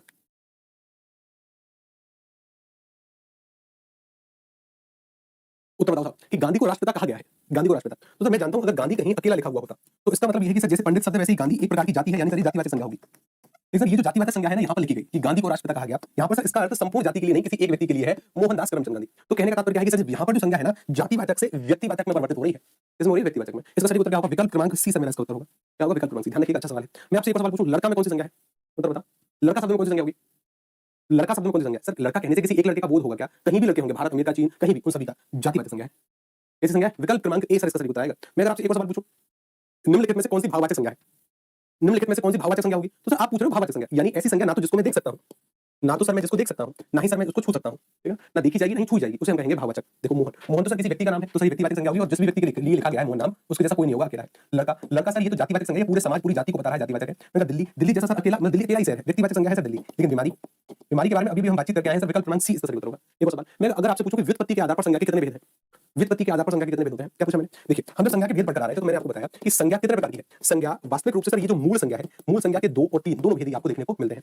कब क्या उत्तर करना है या मंडे को थोड़ा बहुत जान पाएंगे। संज्ञा के अर्थ के आधार पर कितने भेद पढ़े थे, 5। संज्ञा के उत्पत्ति के आधार पर कितने भेद पढ़े, उत्पत्ति के आधार पर संज्ञा के 3 भेद, माफी चाहूंगा, हाँ 3 ही भेद होते हैं, एक रूढ़, यौगिक, योग रूढ़। कौन कौन सी संज्ञा, सर एक संज्ञा होती थी रूढ़, एक संज्ञा होती थी यौगिक, और एक संज्ञा होती थी जिसका नाम है योग रूढ़, ठीक है ना, योग रूढ़। एक संज्ञा थी सर पंडित भोलानाथ तिवारी के द्वारा, पंडित भोलानाथ तिवारी संज्ञा के 4 भेद मानते हैं। हो सकता है कि सर परीक्षक ने ना इस उत्पत्ति को ही व्युत्पत्ति वहां पर लिखा हो, हालांकि दोनों शब्द अलग अलग है, लेकिन संभावना है कि उत्पत्ति को ही शायद व्युत्पत्ति कहा होगा, तो मूल रूप से मेरा इसका उत्तर जो होगा ना वो होगा विकल्प क्रमांक डी, और आयु के द्वारा भी सही था, ठीक है ना, कि सर हो सकता है कि कई बार इस उत्पत्ति की जगह उसने व्युत्पत्ति शब्द मेंशन किया, हालांकि गलत है, लेकिन फिर भी परीक्षकों को शायद उतनी नॉलेज नहीं होगी, या होगी तो शायद जानबूझकर किया, ठीक है ना, लेकिन हमारा उत्तर डी। आगे चलिए, मैंने कहा कि मिलान करिए, क्या करिए, मिलान, मिलान करने वाले सवालों में सबसे अच्छा तरीका है कि डी को चुनिए। डी को मतलब मैंने कहा मैना, जब जब आप मैना बोलोगे तो क्या किसी एक मैना का बोध होगा, क्या किसी एक मैना पक्षी का बोध होगा, या पूरे ब्रह्मांड में कहीं भी मैना पक्षी होगी सभी का बोध होगा। जैसे हमने एक एग्जांपल किया गाय का, तो गाय कहने से एक गाय का बोध नहीं होता, कहीं भी गाय होगी सभी का बोध होगा। तो मैना जो शब्द है ना सर जी ये तो जातिवाचक होगा, और जैसे ही आपने ये चयन कर लिया कि मैना जातिवाचक है, डी का उत्तर सी, और डी का उत्तर सी, विकल्प क्रमांक सी इसका उत्तर। इस तरीके के सवालों में इस तरीके से उत्तर होते हैं। अगर जानकारी के लिए फिर तो आप इन सभी को सीख लो, ठीक है ना, लेकिन उत्तर उत्तर तो सबसे पहले इसको चयन करना है कि भाई डी का उत्तर क्या होगा, सी, यही एक विकल्प था और हमारा उत्तर ये हो। ध्यान से समझो, मैंने आपका जुलाई, जुलाई जैसे या जुलाई नाम के 10-20 महीने है क्या, नहीं, अकेला है, अकेला है तो व्यक्तिवाचक, ठीक। मैंने आपका कुंज, कुंज सर कहते हैं छोटी-छोटी गलियों के समूह को, ठीक है, और छोटी-छोटी गलियों के समूह को कहेंगे तो सर समूहवाचक। पानी, पानी सर तरल पदार्थ है, ठोस, द्रव, गैस, इनके नाम किसमें आते हैं, द्रव्यवाचक में, ठीक है ना। विकल्प क्रमांक सी इसका सही उत्तर होगा। आगे बढ़िए, मैं अगर आपसे कहूं कि निम्नलिखित में से कौन सा शब्द समूहवाचक संज्ञा नहीं है, समूहवाचक संज्ञा नहीं है, कौन सी संज्ञा नहीं है, कि सर भीड़ नहीं है, कक्षा नहीं है, दौड़ नहीं है, सभा नहीं है, समूहवाचक संज्ञा। जहाँ से ग्रुप का बोध होता हो। सर सभा से तो लोगों के ग्रुप का बोध होता है, कक्षा से छात्रों के समूह, भीड़ से सर अनियंत्रित लोगों का समूह। लेकिन ये जो दौड़ शब्द है, दौड़ शब्द से किसी भी ग्रुप का बोध नहीं होता। और ये जो शब्द है ना, ये भाववाचक संज्ञा के अंतर्गत आने वाला शब्द है। ये सर दौड़ कौन सी संज्ञा? भाववाचक, ठीक है ना, भाववाचक। क्यों? क्योंकि दौड़ को कोई देख नहीं सकता, ना ही कोई छू सकता है। दौड़ हुई, दूरी हुई, ये सभी भाववाचक संज्ञा होती है। कल ऐसे कुछ शब्दों को आप सीखेंगे, यानी इससे अगली वाली क्लास में भी थोड़ी जल्दबाजी होगी। एक और सवाल मैंने कहा कि कौन सा द्रव्यवाचक संज्ञा है? द्रव्यवाचक संज्ञा मतलब ध्यान रखिएगा, द्रव्यवाचक संज्ञा क्या कहलाती है? ये कहती है कि सर ऐसी कोई वस्तु जो कि ठोस अवस्था में मिलती हो, ऐसी कोई वस्तु सर जी जो द्रव अवस्था में मिलती हो, यानी तरल अवस्था में मिलती हो या गैसीय अवस्था में मिलती हो, अगर उनका कोई नाम है तो वह द्रव्यवाचक संज्ञा होगी। ये सर द्रव्यवाचक, मैंने कहा ठंड भाववाचक संज्ञा है, केवल मन से अनुभव होती है। मिठाई जातिवाचक संज्ञा है। मैंने कहा खटाई, ये जो शब्द है ना, एक तरीके के विशिष्ट मसाले का नाम है। अगर हम खटास की कहते तो खटास भाववाचक संज्ञा होगी। ये खटाई जो शब्द है ना, मसाले का नाम है। मसाले का नाम जो होगा ना साहब, इसको आप रख सकते हो व्यक्तिवाचक के अंतर्गत। दूध जो शब्द है नापे तो जाने वाली वस्तु है। विकल्प क्रमांक एक। अगला सवाल, गाय कौन सी संज्ञा है? गाय कल ही करके आए थे, गाय कल ही करके आए थे, ठीक है ना। अगर कोई गाय का मैं नामकरण कर दूं या किसी भी जानवर का नामकरण कर दूं तो वह कौन सी संज्ञा हो जाएगी? व्यक्तिवाचक, ठीक। अगला सवाल, विशेषणों में से संज्ञा को पहचानिए। देखो अभी के लिए इस वाले सवाल से थोड़ा बहुत दूरी बनाओ। क्या बनाओ? दूरी। क्यों? अभी तक आपने विशेषण टॉपिक पढ़े नहीं है। वीडियो 2018 ने ये वाला सवाल पूछा, है ना। अभी तक आपने विशेषण पढ़े नहीं है, अन्यथा अगर उत्तर आता है तो कर दो, वो एक अलग बात है, लेकिन पहले आपको विशेषण पढ़ने चाहिए। क्यों? क्योंकि सर ये देखो, ये आसमान से बना हुआ शब्द है, आसमान संज्ञा होगा, आसमानी होगा विशेषण। आसमान क्या होगा? ये संज्ञा होगा। सर अनुशासन, अनुशासन क्या है? अनुशासन सर एक प्रकार की संज्ञा है, ये ठीक है। पाश्चात्य कि सर पश्य होगा, पाश्चात्य विशेषण है, ये बना है नियम से, तो सर ये नियम संज्ञा होगा, नियमित विशेषण। ये विशेषण है, ये विशेषण है और ये विशेषण है, ये संज्ञा है। अनुशासन संज्ञा है, इससे विशेषण बनता है अनुशासित, ठीक है ना। अभी के लिए अगर आप इसको स्किप भी करेंगे ना तब भी ठीक है, तब भी ठीक है, तब भी ठीक है, लेकिन आगे समझ आएगा। संज्ञा शब्द बताओ। हाँ देखो, जैसे देखो संज्ञा बताओ। संज्ञा मतलब मैं आपसे पूछ रहा हूँ कि आप इनमें से नाम बताओ कि कौन सा नाम है, कौन सा किसी वस्तु का नाम है, ठीक है ना। अच्छी बात है कि सर नाम को ही तो संज्ञा कहते हैं। अच्छा, जैसे मैंने कहा कि सर सभा गहरा हरा, मैं कहूँ पतला, मैं कह दूं पतला आदमी है। क्या कह दूं मैं? पतला, पतला आदमी है। तो सर आदमी की विशेषता पता चलेगी कि आदमी पतला है, ये तो विशेषण होगा, होगा ये विशेषण होगा, ध्यान रखिएगा, ठीक है। मैंने कहा हरा कपड़ा है तो कपड़े की विशेषता हरा, ये भी विशेषण होगा। मैंने कहा गहरा कुआं है तो कुएं की विशेषता की कुआं गहरा, ये भी विशेषण होगा। ये समूहवाचक संज्ञा होगी। ए इसका सही उत्तर होगा, ठीक है ना। ए कि भाई सभा क्या है? सभा है लोगों का समूह, समूहवाचक संज्ञा है ना। सी वालों थोड़ा सा ध्यान से, सटीक इसका उत्तर क्या होगा? सभा। क्या होगा? सभा। अगला सवाल, मैंने आपसे कहा कि पशु चर रहे हैं। पशु चर रहे हैं मतलब कि पशु कहने से क्या केवल एक पशु का बोध हुआ? नहीं, पशु में सर हाथी घोड़ा जितने भी पशु हैं सभी आ गए, हम भी, ठीक है ना। डी इसका उत्तर क्या उत्तर होगा इसका? डी। अगला सवाल, मैं आपसे पूछूं कि अचूक विशेषण के साथ उपयुक्त संज्ञा। इस तरीके के सवाल ना पहले आपको हर एक टॉपिक की जानकारी होनी चाहिए, संज्ञा सर्वनाम विशेषण की, तब जाकर ऐसे सवालों का उत्तर आता है। क्योंकि कई सवालों में एक से अधिक दोनों एक से अधिक टॉपिक कार्य करते हैं। अचूक क्या है कि अचूक एक प्रकार का विशेषण है, तो अचूक के साथ किस नाम का आप प्रयोग कर सकते हैं, यानी किस संज्ञा का। तो अचूक नेत्र बोलते हो, अचूक जवाब बोलते हो, अचूक चोर बोलते हो कि अचूक निशाना। अचूक निशाना कहना ज्यादा सार्थक है कि उसका निशाना अचूक है, तो उसे निशाना संज्ञा है और ये क्या होगा फिर उसका विशेषण, ठीक है ना। अचूक निशाना, डी इसका उत्तर हो जाएगा, ठीक। अगला सवाल कि बाप, इस वाले सवाल को करना आप होमवर्क में, इसमें करना होमवर्क में। ये भी सवाल किसका? ये भी सवाल है आपका होमवर्क का और ये भी सवाल है आपके होमवर्क का। अभी फिर से एक और बात, आपके डाउट सेशन की बारी, ठीक है ना। इसकी बारी डाउट की बारी, या फिर मैं आपसे दो चार सवाल और पूछूंगी, ठीक है ना। कुछ ओरली सवालों का उत्तर बताओ, मैं कुछ सवाल पूछता हूं आपसे, ठीक है ना। कुछ क्या करता हूं, कुछ सवाल पूछता हूं या आप अपने बारे में मुझे कुछ बता सकते हैं। पहला सवाल, अगर मैं आपसे पूछूं कि नित्य संज्ञा कौन सी होती है? नित्य संज्ञा के अंतर्गत हम किस प्रकार की संज्ञाओं के नामों को रखते हैं? नित्य यानी हमेशा विद्यमान रहने वाली, व्यक्तिवाचक की जातिवाचक, व्यक्तिवाचक की जातिवाचक, बोलो बोलो। व्यक्तिवाचक सर जी मैराथन, सर जी हरा रंग का नाम। अरे नहीं रे, देखिए वास्तविक रूप से आप बोलोगे कि मुझे हरा तो रंग का नाम है, रंग नाम है, ठीक है ना। हरा उसकी विशेषता है कि रंग कौन सा है? हरा है। जैसे मैं बोलूं हरा कपड़ा है तो कपड़े की विशेषता है कि कपड़ा हरा है। हरा रंग है तो सर रंग की विशेषता है कि रंग हरा है, ठीक है ना। नाम तो रंग होगा, ठीक है ना। कि सर जी जातिवाचक, नित्य संज्ञा कौन सी होती है? जातिवाचक, ठीक। किस संज्ञा का बहुवचन नहीं बनता? किस संज्ञा का बहुवचन नहीं बनता? किस संज्ञा का बहुवचन नहीं बनता? किस संज्ञा का? कि सर जी हमने देखा था एक व्यक्तिवाचक संज्ञा थी जिसका बहुवचन नहीं बनता। फिर देखा द्रव्यवाचक संज्ञाओं का बहुवचन नहीं बनता। पानी का आप कैसे बहुवचन बनाओगे, ठीक है ना। कि सर आप पीतल का बहुवचन कैसे बनाओगे, ऑक्सीजन का कैसे बनाओगे। कुछ कुछ मतलब कुछ कुछ सभी भाववाचक संज्ञाओं का बहुवचन नहीं बनता, कुछ का बनता है लेकिन कुछ विशिष्ट परिस्थितियां उसकी, आप मंडे को इसके बारे में जान जाओगे कि सर जी इन तीनों संज्ञाओं का बहुवचन नहीं बनता। अगर कोई सवाल बने तो ये सदैव एक वचन में प्रयोग होते हैं, ठीक है ना, सदैव एक वचन में। मैं अगर आपसे सवाल पूछता हूं कि मुझे बताइए कि जैसे मैंने एक नाम लिखा, क्या है मेरे हाथ में पेन है, पेन कौन सी संज्ञा है? व्यक्तिवाचक है, भाववाचक है, जातिवाचक है, समूहवाचक है, किस प्रकार की संज्ञा है? पेन। अगर मैं आपसे बोलता हूं पेन, तो पेन में कौन सी संज्ञा होगी? क्या उत्तर करोगे? कि सर पेन कहने से क्या किसी एक पेन का बोध होगा? नहीं, पेन पूरे ब्रह्मांड में कहीं भी पेन हो, सभी पेनों का बोध होगा और सभी पेनों का बोध होगा तो इसका मतलब क्या होगा? इसका मतलब ये है साहब कि ये जातिवाचक संज्ञा है। कौन संज्ञा है? जाति। जैसे हमने मेज कहा था, जैसे हमने घड़ी कहा था, क्या कहा था? मेज कहा, घड़ी कहा, जातिवाचक संज्ञा। मैं अगर आपसे कहूं कि मैंने एक अपने शरीर के अंग का नाम लिखा है हाथ, ये हाथ मुझे दे दे ठाकुर, ये हाथ मुझे दे दे ठाकुर, तो हाथ किस प्रकार की संज्ञा होगी? किस प्रकार की संज्ञा है हाथ? हाथ के बारे में पूछ रहे हो तो हाथ हो जाएगी जी हमारी जातिवाचक संज्ञा। कौन संज्ञा? जाति। मैं अगर आपसे पूछूं कि साहब मुझे बताइए एक सवाल कि जैसे अगर मैं आपसे ऐसा पूछ लूं कि मैं मुझे बताइए मामा, कि मामा ये किस प्रकार की संज्ञा है? मामा किस प्रकार की होगी? सर अगर आप मामा के बारे में हमसे बातचीत करोगे तो मामा जो संज्ञा है जातिवाचक। नाते रिश्तेदारों के नाम किसमें आते हैं? जातिवाचक में, ठीक है ना। किसमें आते हैं? जाति। एक बार मैं आपको थोड़ी बहुत इसकी समरी बताने का प्रयास करूं, ध्यान से चुपचाप से 10 मिनट सुनना। क्या देखिए, सबसे पहले से हमने विकारी शब्दों के अंतर्गत आने वाला एक टॉपिक है संज्ञा। विकारी मतलब ऐसे शब्द जिनमें परिवर्तन होते हैं। चार प्रकार के टॉपिक है, संज्ञा, सर्वनाम, क्रिया, विशेषण, ठीक है ना। चार प्रकार के टॉपिक होते हैं, उनमें से पहला टॉपिक है हमारा संज्ञा। संज्ञा का शाब्दिक अर्थ होता है नाम, नाम मतलब इस पूरे ब्रह्मांड में जिस भी वस्तु को आप देख सकते हैं, अगर उसका कोई नाम है या ऐसा कोई भाव जिसका अपने मन से अनुभव किया जा सकता है, अगर उसका कोई नाम है, उसे हम क्या कहते हैं? उसे कहते हैं संज्ञा। ठीक? क्या कहते हैं उसको? संज्ञा। अगर मैं आपसे ऐसा कहूं कि इस संज्ञा को बांटे जाने के कितने प्रकार या संज्ञा कितने प्रकार की होती है, तो इस प्रकार की आप पूछो ही मत क्यों? अलग-अलग व्यक्तियों के द्वारा इसके अलग-अलग भेद बताए गए। क्यों? कुछ लोग मानते हैं कि जो मूल संज्ञा है वो 2 प्रकार की है, कुछ लोग मानते हैं नहीं तो 3 प्रकार की है। ठीक है ना? अच्छा, कि कुछ लोग कहते हैं कि सर अर्थ के आधार पर संज्ञा के कितने भेद है? तब हमारा उत्तर 5 होता है। संज्ञा सर व्युत्पत्ति माफी चाहूंगा, संज्ञा उत्पत्ति के आधार पर कितने प्रकार की है? देखो समानता ध्यान से समझो। कुछ विद्यार्थियों को शायद समस्या होगी कि सर जी पहले तो ये स्पष्ट करिए कि उत्पत्ति और व्युत्पत्ति में अंतर क्या है? ठीक है ना? कि सर जी एक शब्द जी आपका उत्पत्ति और एक शब्द व्युत्पत्ति। कब आपने 3 उसका उत्तर माना और कब आपने उसका उत्तर 4? ठीक है? ध्यान रखिए। एक शब्द क्या होता है? उत्पत्ति। उत्पत्ति से तो सीधा सा मतलब ये है कि सर इस शब्द की उत्पत्ति कैसे हुई है? इस शब्द का ओरिजिन कहां से हुआ है? इस शब्द की उत्पत्ति कैसे हुई है? ठीक? अच्छा, कि सर हमने एक पढ़ा था वी। क्या पढ़ा था? वी। और वी का अर्थ मैंने आपको बताने का प्रयास किया था विशेष होता है। क्या होता है विशेष? हमने पर्यायवाची में पढ़ा था। जैसे मैंने कहा कि भाई हमने ज्ञान लिखा। ज्ञान मतलब ज्ञान और विशेष प्रकार का ज्ञान है तो उसको क्या बोल देते हैं? विज्ञान। क्या बोल देते हैं? विज्ञान। ठीक है? अगर मैं इसके आगे वी जोड़ दूं तो एक शब्द बनता है सर व्युत्पत्ति। क्या होता है व्युत्पत्ति? यानी सर विशेष प्रकार की उत्पत्ति। इसका मतलब कि विशेष प्रकार की बनावट।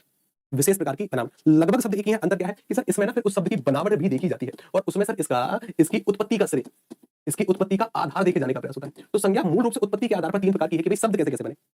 ठीक? यहाँ पर सर शब्दों का बनावट जैसे तत्सम है, तद्भव है, देशज है, विदेशज है कि संकर है। ठीक है ना? यहाँ पर बनावट आती है। यहाँ पर उसका मूल ओरिजिन आता है। लगभग एक ही है। तो कुछ कभी-कभी परीक्षा में इसको ऐसे भी पूछने का प्रयास करते हैं, जैसे मिनट कुछ परीक्षक इसको ऐसे भी पूछने का प्रयास करते हैं कि जैसे उत्पत्ति के आधार पर मतलब उस उत्पत्ति के स्थान पर व्युत्पत्ति भी शब्द लिखकर पूछते हैं। ठीक है ना? अच्छी बात है। तो उत्पत्ति के आधार पर 3 प्रकार की रूढ़, यौगिक, योग रूढ़। अगर व्युत्पत्ति भी आए तब भी 3 करना। रूढ़, यौगिक, योग रूढ़। पंडित भोलानाथ तिवारी 4 वेद मानते हैं। चौथे वेद में वो मानते हैं कि सर एक क्रियात्मक संज्ञा होती है, उसके बारे में भी हम पढ़ेंगे। ठीक? सर चॉकलेट देनी है आपको। अरे भाई साहब आप बोलो बस हम तुरंत चॉकलेट। ठीक है ना? या फिर एक काम करो, किसी दुकानदार से 100 रुपए के आसपास की एक चॉकलेट खरीदो अकेली। एक चॉकलेट जिसकी कीमत लगभग 100 रुपए हो और तुरंत वहीं पर बैठकर उस चॉकलेट को खाओ। चॉकलेट को खाने के बाद जैसे ही पैसे देने की बारी आए तो दुकानदार से बोलो भैया गुरुजी के खाते में लिख लो। और ऐसा कहते ही तुरंत वहां से भागने का प्रयास करना। अगर आप भागे नहीं तब तो आप और आपके गुरुजी दोनों वहीं पर लपेट दिए जाएंगे। ठीक है ना? तुरंत चॉकलेट खाओ, वहां से जैसे वो आपसे पैसे मांगे उससे बोलो गुरुजी के खाते में लिख लो। तुरंत वहां से तुरंत हाथों में चप्पल लेकर तुरंत वहां से दौड़ना है। ठीक है ना? हाँ, हम कभी आएंगे तो उसका हिसाब कर देंगे। ठीक है ना? लेकिन उसके हाथ मत आना। अगर उसके हाथ तुम आ गए तो भाई साहब आप और आपके गुरुजी दोनों लपेट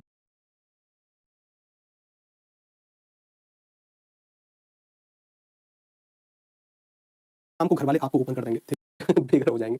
ऐसा अब जब तक ये क्लास चलेगी चुपचाप मुझे बोलने का मौका दो। ठीक है ना? केवल बातों को सुनो, बातों को सुनने के साथ-साथ ध्यान देखिए। संज्ञा जो टॉपिक हमने पढ़ा, संज्ञा टॉपिक का जो शाब्दिक अर्थ था वो क्या था? कि सर संज्ञा का जो शाब्दिक अर्थ था वो था नाम। और नाम जो इसका शाब्दिक अर्थ था सर उत्पत्ति के आधार पर पढ़ा, पंडित भोलानाथ तिवारी के द्वारा अर्थ के आधार पर संज्ञा पढ़ी। कल सर हमने बाकी मतलब इससे जो पिछली क्लास हुई थी, कल सर फिर सर वहां पर हमने बहुत सारी संज्ञाओं के बारे में बातचीत करी, कुछ सवाल भी देखे, कुछ तथ्य बस आपको जानने हैं इसके बारे में। देखिए, समानता जो संज्ञा होती है ना साहब, वो होती है एक तो व्यक्तिवाचक संज्ञा को हमने पढ़ा था। शुरुआत में व्यक्तिवाचक संज्ञा और जातिवाचक संज्ञा को ही आधार बनाकर हमने पढ़ा। व्यक्तिवाचक और व्यक्तिवाचक के साथ-साथ एक जो संज्ञा थी उसका नाम था जातिवाचक। इन दोनों संज्ञाओं को आधार बनाया। फिर सर ठोस, द्रव, गैस के जो नाम होते हैं उन पदार्थों के नाम द्रव्यवाचक में आ जाते हैं। समूहवाचक में सर ग्रुप का बोध होता है। किसका बोध? सर ग्रुप का बोध होगा। और सर इसके बाद भाववाचक संज्ञा जो है ना तो इसको देख सकते हैं ना ही इसको छू सकते हैं, केवल मन से इसका अनुभव हो सकता है। कुल मिलाकर 5 प्रकार के तरीकों से इस वाली संज्ञा को बना सकते हैं। संज्ञा के कुछ और पहलू देखो, और पहलू से आपका सर क्या तात्पर्य है? और पहलू से सर तात्पर्य है कि मानकर चलिए कि जैसे मैंने आपसे कहा कि हाँ, कि सर देखो इन वाले नियमों पर हमने पहले भी बातचीत करी है कि अगर मैं कहूं कि कालिदास, क्या है कालिदास? कालिदास को नाटक जगत का शेक्सपियर माना गया है। शेक्सपियर किसी व्यक्ति का नाम है, महान लेखक हुए हैं, अपने आप में अनोखे हैं, व्यक्तिवाचक संज्ञा होगी। इस कैटेगरी में अगर प्रयोग किया गया तो जातिवाचक संज्ञा। जातिवाचक मतलब ये सभी महान लेखकों की कैटेगरी को दर्शा रहा है। इनका परीक्षा समाप्त होते ही वे कुंभकर्ण बन गया। कुंभकर्ण अकेले व्यक्ति हैं, व्यक्तिवाचक संज्ञा है, लेकिन यहाँ पर सभी जातिवाचक की तरह प्रयोग हुआ है कि सभी आलसी व्यक्तियों का प्रतिनिधित्व ये वाला शब्द कर रहा है। जातिवाचक होगी संज्ञा, व्यक्तिवाचक से जातिवाचक में परिवर्तित होगी। ठीक? इसके बाद सर हमने कुछ और भी एग्जांपल देखे। समुद्रगुप्त को, भारत का नेपोलियन, नेपोलियन सर अपने आप में विशिष्ट व्यक्ति था। ठीक है ना? व्यक्तिवाचक संज्ञा है। सबको चलिए आपने बताया सबको भाववाचक संज्ञा नहीं मान्यता के अलावा संज्ञा की डेफिनेशन में आपने बताया कि जिसको देख सकते हैं वो सिर्फ को नहीं देख सकते। उस हिसाब से सिर्फ प्रियंका जी मैं आपकी बात को समझ नहीं पाया। ठीक है ना? अभी के लिए ना जो भी डाउट है उसको व्हाइट पेज पर नोट करिए। व्हाइट पेज पर नोट करने के बाद अंत में बातचीत करेंगे, अब बीच में नहीं। ठीक है ना? थोड़ी देर का बस सब्र रखो क्योंकि टॉपिक से हट जाएंगे। जहां तक मैं समझ रहा हूं कि आप ये बोलेंगे सर जी ये मान्यताएं हैं, मन से मानने वाली है तो भगवान शिव को हम भाववाचक संज्ञा क्यों नहीं मानते, व्यक्तिवाचक क्यों मानते हैं? इसका भी पूर्ण जवाब आपको मिलेगा लेकिन थोड़ी देर के बाद। ठीक है ना? अच्छी बात। आइए ठीक है ना? उसका मामा तो कंस है और मामा कंस है तो इसका मतलब क्या है सर? इसका मतलब ये है कि समानता ये कंस सभी दुष्ट व्यक्तियों का प्रतिनिधित्व कर रहा है, जातिवाचक होगी। ठीक है ना? अच्छी बात है। कल इससे पिछली वाली क्लास में हमने इनको भी देखने का प्रयास किया था। अगर आपसे कहा जाए महासागर तो महासागर क्या है? महासागर अब देखो है तो बहुत बड़ा लेकिन जातिवाचक है। यहाँ पर अगर मैं कहूं कि हिंद महासागर, अरब महासागर ये सब व्यक्तिवाचक हो जाएंगे। ठीक है ना? ये व्यक्तिवाचक होंगे। देश और राष्ट्र के नाम किसमें आते हैं? जातिवाचक के अंदर। जैसे भारत कहूं, श्रीलंका कहूं, जापान ये व्यक्तिवाचक है, इन जैसा कोई और नाम नहीं। लेकिन देश देश में तो सभी है। ठीक? इनका प्रदेश जातिवाचक है, राज्य जातिवाचक है, लेकिन राजस्थान, पंजाब, तेलंगाना ये विशिष्ट नाम है, विशिष्ट नाम में अकेले हैं, व्यक्तिवाचक होंगे। इसके बाद सर हमने भाववाचक संज्ञा को देखा और हमें पता चला कि भाववाचक संज्ञा 5 प्रकार के तरीकों से बनाई जा सकती है। यानी भाववाचक संज्ञा या तो जातिवाचक संज्ञा में को जोड़कर, सर्वनाम में को जोड़कर, विशेषण में को जोड़कर या क्रिया में या अव्यय में को जोड़कर हम इसका निर्माण कर सकते हैं। ठीक? जैसे मैंने कहा कि सर जातिवाचक संज्ञा से कैसे बन सकती है? जातिवाचक संज्ञा जैसे मैंने कहा बच्चा, बच्चा जातिवाचक है। अगर मैंने इसके अंतर्गत पन जोड़ा तो बचपन शब्द बनेगा। क्या बनेगा? बचपन। अब ये कैसे बनेगा वो संधि का कांसेप्ट है। अभी के लिए बस सोचो कि हां जातिवाचक संज्ञा में कुछ जोड़ने से भाववाचक संज्ञा बनती है। जातिवाचक संज्ञा में कुछ जोड़ने से भाववाचक संज्ञा बनती है। जातिवाचक में कुछ जोड़ने से भाववाचक, जातिवाचक में कुछ जोड़ने से भाववाचक संज्ञा का निर्माण होता है। अगला कि सर जातिवाचक हो गया, फिर से सर्वनाम। जैसे सर अगर मैं अपना में पन जोड़ दूं तो सर सर्वनाम में कुछ जोड़ने से भाववाचक संज्ञा बनती है। अभी सर्वनाम पढ़ा लेंगे, धीरे-धीरे करके आप टॉपिक पढ़ेंगे। ठीक?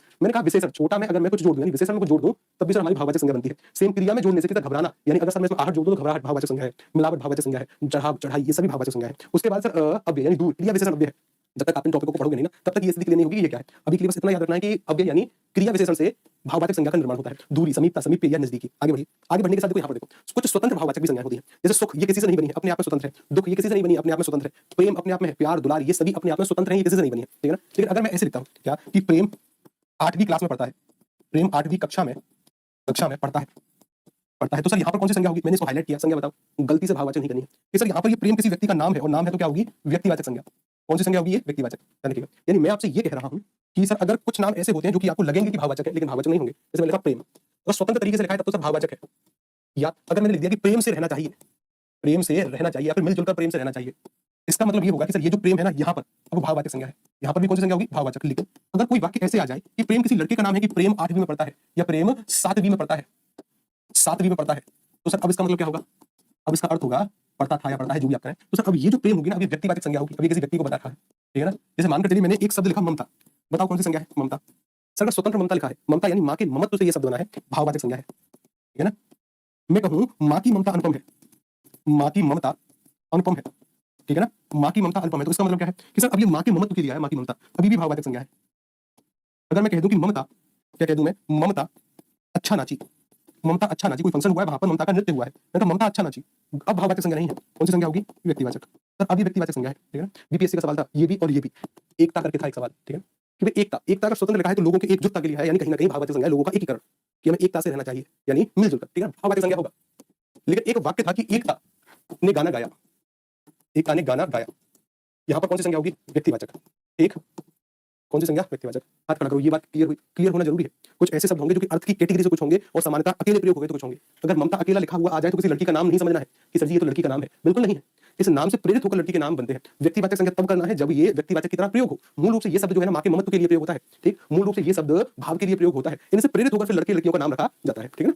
यही गलती होती है कि सर ममता अकेला था और पूछा कि बताओ संज्ञा कौन सी है, सभी लोग करके कि ममता जैसी लड़की कोई होगी नहीं, व्यक्तिवाचक संज्ञा है। सबका उत्तर गलत हुआ, सबका, ठीक है ना, सबका उत्तर व्यक्तिवाचक नहीं होगी, भाववाचक होगी, क्योंकि ये भाव के लिए प्रयोग हुआ है, व्यक्तियों का नाम इससे प्रेरित होने के बाद रखते हैं, ठीक। अगली कैटेगरी मैंने कहा तो स्वतंत्र भाववाचक संज्ञा में यदि कोई प्रत्यय जोड़ दिया जाए तो उससे बना हुआ विशेषण। अब देखो ये विशेषण वाला पार्ट है, अब इसको हम बाद में देखने का प्रयास करेंगे जब विशेषण पढ़ेंगे, अभी नहीं, ठीक है ना। अब देखो यहाँ पर जैसे देखो ममता एकता की बात देखो हमने यहाँ पर करी है, वही बात जो कि हम समझ कर आए हैं, ठीक। मैंने कहा कि अगर हम थोड़ा सा और आगे चलें कि सर अगर किसी धातु क्रिया में अभी नहीं, अभी इस तथ्य को समझना नहीं है, क्योंकि जब तक आप धातु या क्रिया को नहीं पढ़ोगे ना तब तक आपको समानता इसके बारे में स्थिति क्लियर नहीं हुई। लेकिन अभी के लिए जानो कि जैसे मैंने कह दिया कि क्रि एक धातु यानी मूल शब्द है, इसमें अगर अन जोड़ दिया जाए तो करण क्या है? करण सर एक प्रकार की भाववाचक संज्ञा है, मरण भाववाचक संज्ञा है, भरण भाववाचक संज्ञा है, हास्य भाववाचक संज्ञा है, ठीक है ना, ध्यान रखिएगा। आगे बढ़ते हैं, आगे बढ़े साहब, आगे बढ़ते हैं। आगे बढ़ने के साथ साथ हमें देखो कुछ और तथ्य यहाँ पर देखने का प्रयास करना है। ये सब परिवर्तन वाले तथ्य जैसे देखो यहाँ पर ध्यान लगाओ, पूरा पहले वाले वाक्य में देखने का प्रयास करोगे, पहले वाले वाक्य में देखने का प्रयास अगर आप करोगे कि यहाँ पर आपको दिखाई देगा नेताजी, क्या दिखाई देगा? देखो नेताजी, नेताजी, नेताजी कहने से किसी एक नेता का बोध नहीं होता, पूरे वर्ल्ड के जितने भी नेता होंगे वो सभी इसी में आ गए, जातिवाचक संज्ञा है। लेकिन अगर मैं कहूँ नेताजी ने जय हिंद का नारा दिया, यहाँ पर नेताजी जो लिखा है ना किसी एक व्यक्ति के लिए है, नेताजी सुभाष चंद्र बोस, ठीक है ना, यहाँ व्यक्तिवाचक होगा, क्या होगा? यहाँ सर हो जाएगा व्यक्तिवाचक। संज्ञा का परिवर्तन पूछा जाए, जातिवाचक से संज्ञा किसमें परिवर्तित हो रही है? व्यक्तिवाचक में। सेम गांधी और बापू को हमने समझ लिया था, सरदार की सरदार को लोह पुरुष भी कहा जाता है। सरदार कहने से एक सरदार का बोध नहीं, पूरी की पूरी जाति है और जाति है। लेकिन यहाँ पर मैं कहूँ कि सरदार को लोह पुरुष भी कहा गया, ये सरदार फिर सरदार वल्लभ भाई पटेल के लिए आया। यहाँ पर सर ये व्यक्तिवाचक है, यहाँ भी जातिवाचक इसको कर दो, संज्ञा परिवर्तित हो रही है जातिवाचक से व्यक्तिवाचक में, ठीक। पंडित जी, नेहरू, चाचा, मोदी, ये सभी इसी कैटेगरी के हिस्से हैं। आगे बढ़ो। मैंने कहा कि देखो इस वाले नियम पर ध्यान लगाओ, व्यक्तिवाचक संज्ञा एवं भाववाचक संज्ञा सदैव एक वचन में प्रयुक्त होती है। मोस्ट इंपोर्टेंट सवाल है, ठीक है ना, किसमें प्रयोग होती है? सदैव एक वचन में। यानी सर व्यक्तिवाचक संज्ञा भाववाचक संज्ञा सदैव एक वचन में प्रयुक्त होगी। अगर जबरदस्ती से इनका बहुवचन बनाने का प्रयास हुआ तो फिर ये जातिवाचक संज्ञा में परिवर्तित हो जाएंगी, ठीक है ना, कि भाई जैसे व्यक्तिवाचक और भाववाचक संज्ञा जबरदस्ती से इनका आप क्या बनाओगे? बहुवचन, तो ये जातिवाचक की तरह व्यवहार में आएंगे। जैसे मैंने कहा हमने इनको तो देखने का प्रयास किया ही था। विभीषण का अगर मैं कह दूं कि भारत में विभीषणों की कमी नहीं तो ये जातिवाचक संज्ञा है। मैं कहूं जयचंद कि भारत में जयचंदों की भी कमी नहीं तो सर ये भी जातिवाचक है। यानी ये हर उस व्यक्ति का प्रतिनिधित्व कर रहा है जो कि छल कपट का व्यवहार करता है, ये हर उस व्यक्ति का प्रतिनिधित्व कर रहा है जो कि अपने घर के भेद किसी और को बताने का प्रयास करता है, ठीक। मैं कहूं अभी के लिए कमेंट थोड़े से होल्ड करो, समझने का प्रयास करो कि बोला क्या जा रहा है, शब्दों को पकड़ो, ठीक। अशोक, मैंने कहा कि अशोक ये सर यहाँ पर महान शासक होने, जितने भी महान शासक हुए सभी का बोध करा रहा है, जातिवाचक है, ठीक। भाववाचक संज्ञा, मैंने कहा दूरी, दूरी भाववाचक संज्ञा है, ध्यान रखिएगा। अगर मैं कहूं कि दूरियां बढ़ती चली जा रही हैं तो ये क्या है? अब ये जातिवाचक संज्ञा है। मैं कहूं कि चोरी की चोरियां तो होती ही रहती हैं तो इसका मतलब क्या है? ये चोरियां क्या है? जातिवाचक है। मैंने कहा प्रार्थना की हमारी प्रार्थनाएं स्वीकार करिए, ये प्रार्थनाएं क्या है? ये अब जातिवाचक है। कहने का तात्पर्य कि जब जब भाववाचक संज्ञा और व्यक्तिवाचक संज्ञा जो कि सदैव एक वचन में प्रयुक्त होती है, इनका बहुवचन बनाने का प्रयास होगा तो वह शब्द जातिवाचक के अंतर्गत आ जाएंगे। इसके अंतर्गत जातिवाचक के अंतर्गत। अगला मैंने कहा यदि कोई विशेषण ओकारांत हो, विशेषण मतलब अभी के लिए देखो विशेषण के बारे में थोड़ी सी जानकारी मैं दूं, चुपचाप से केवल सुनना। जैसे मानकर चलिए आप सभी को पता है कि मेरी ड्राइंग कितनी अच्छी है, पता है? नहीं पता है तो देखो एक बार मैं अपनी ड्राइंग के बारे में आपको बताऊं। जैसे देखो मैं किसी लड़की का तस्वीर, मैं किसी लड़की का चित्र बनाने का प्रयास करता हूं। ये है जी लड़की, ये है जी चांद सा रोशन चेहरा, ये है हिरणी जैसी आंखें, ये है नाक, ये है उसकी आंखें, ये है सर उसके होठ, ये हो गया सर उसका शरीर, ये है हाथ, ये है पैर। और लड़की है थोड़ी सी मॉडर्न, मॉडर्न है तो उसने क्या किया है? बालों को कलर करके रखा है। क्या है? बालों को कलर करके, ठीक है ना। क्या है? लड़की। और लड़की अद्भुत है साहब, ठीक है ना, अद्भुत लड़की है लड़की। अभी के लिए ज्यादा डिटेल में तो नहीं, बस केवल बेसिक जानकारी बता रहा हूं कि विशेषण किसे कहते हैं। लड़की है।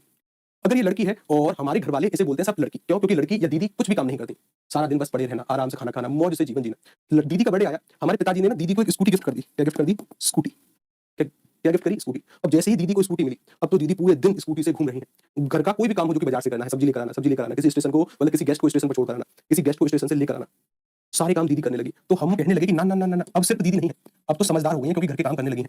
कैसी समझदार दीदी। लेकिन घर वालों को ये नहीं पता कि दीदी स्कूटी चला तो रही है। दीदी के स्कूटी चलाने के चक्कर में कम से कम 20 से 30 लोग डेली हॉस्पिटल में एडमिट हो रहे हैं।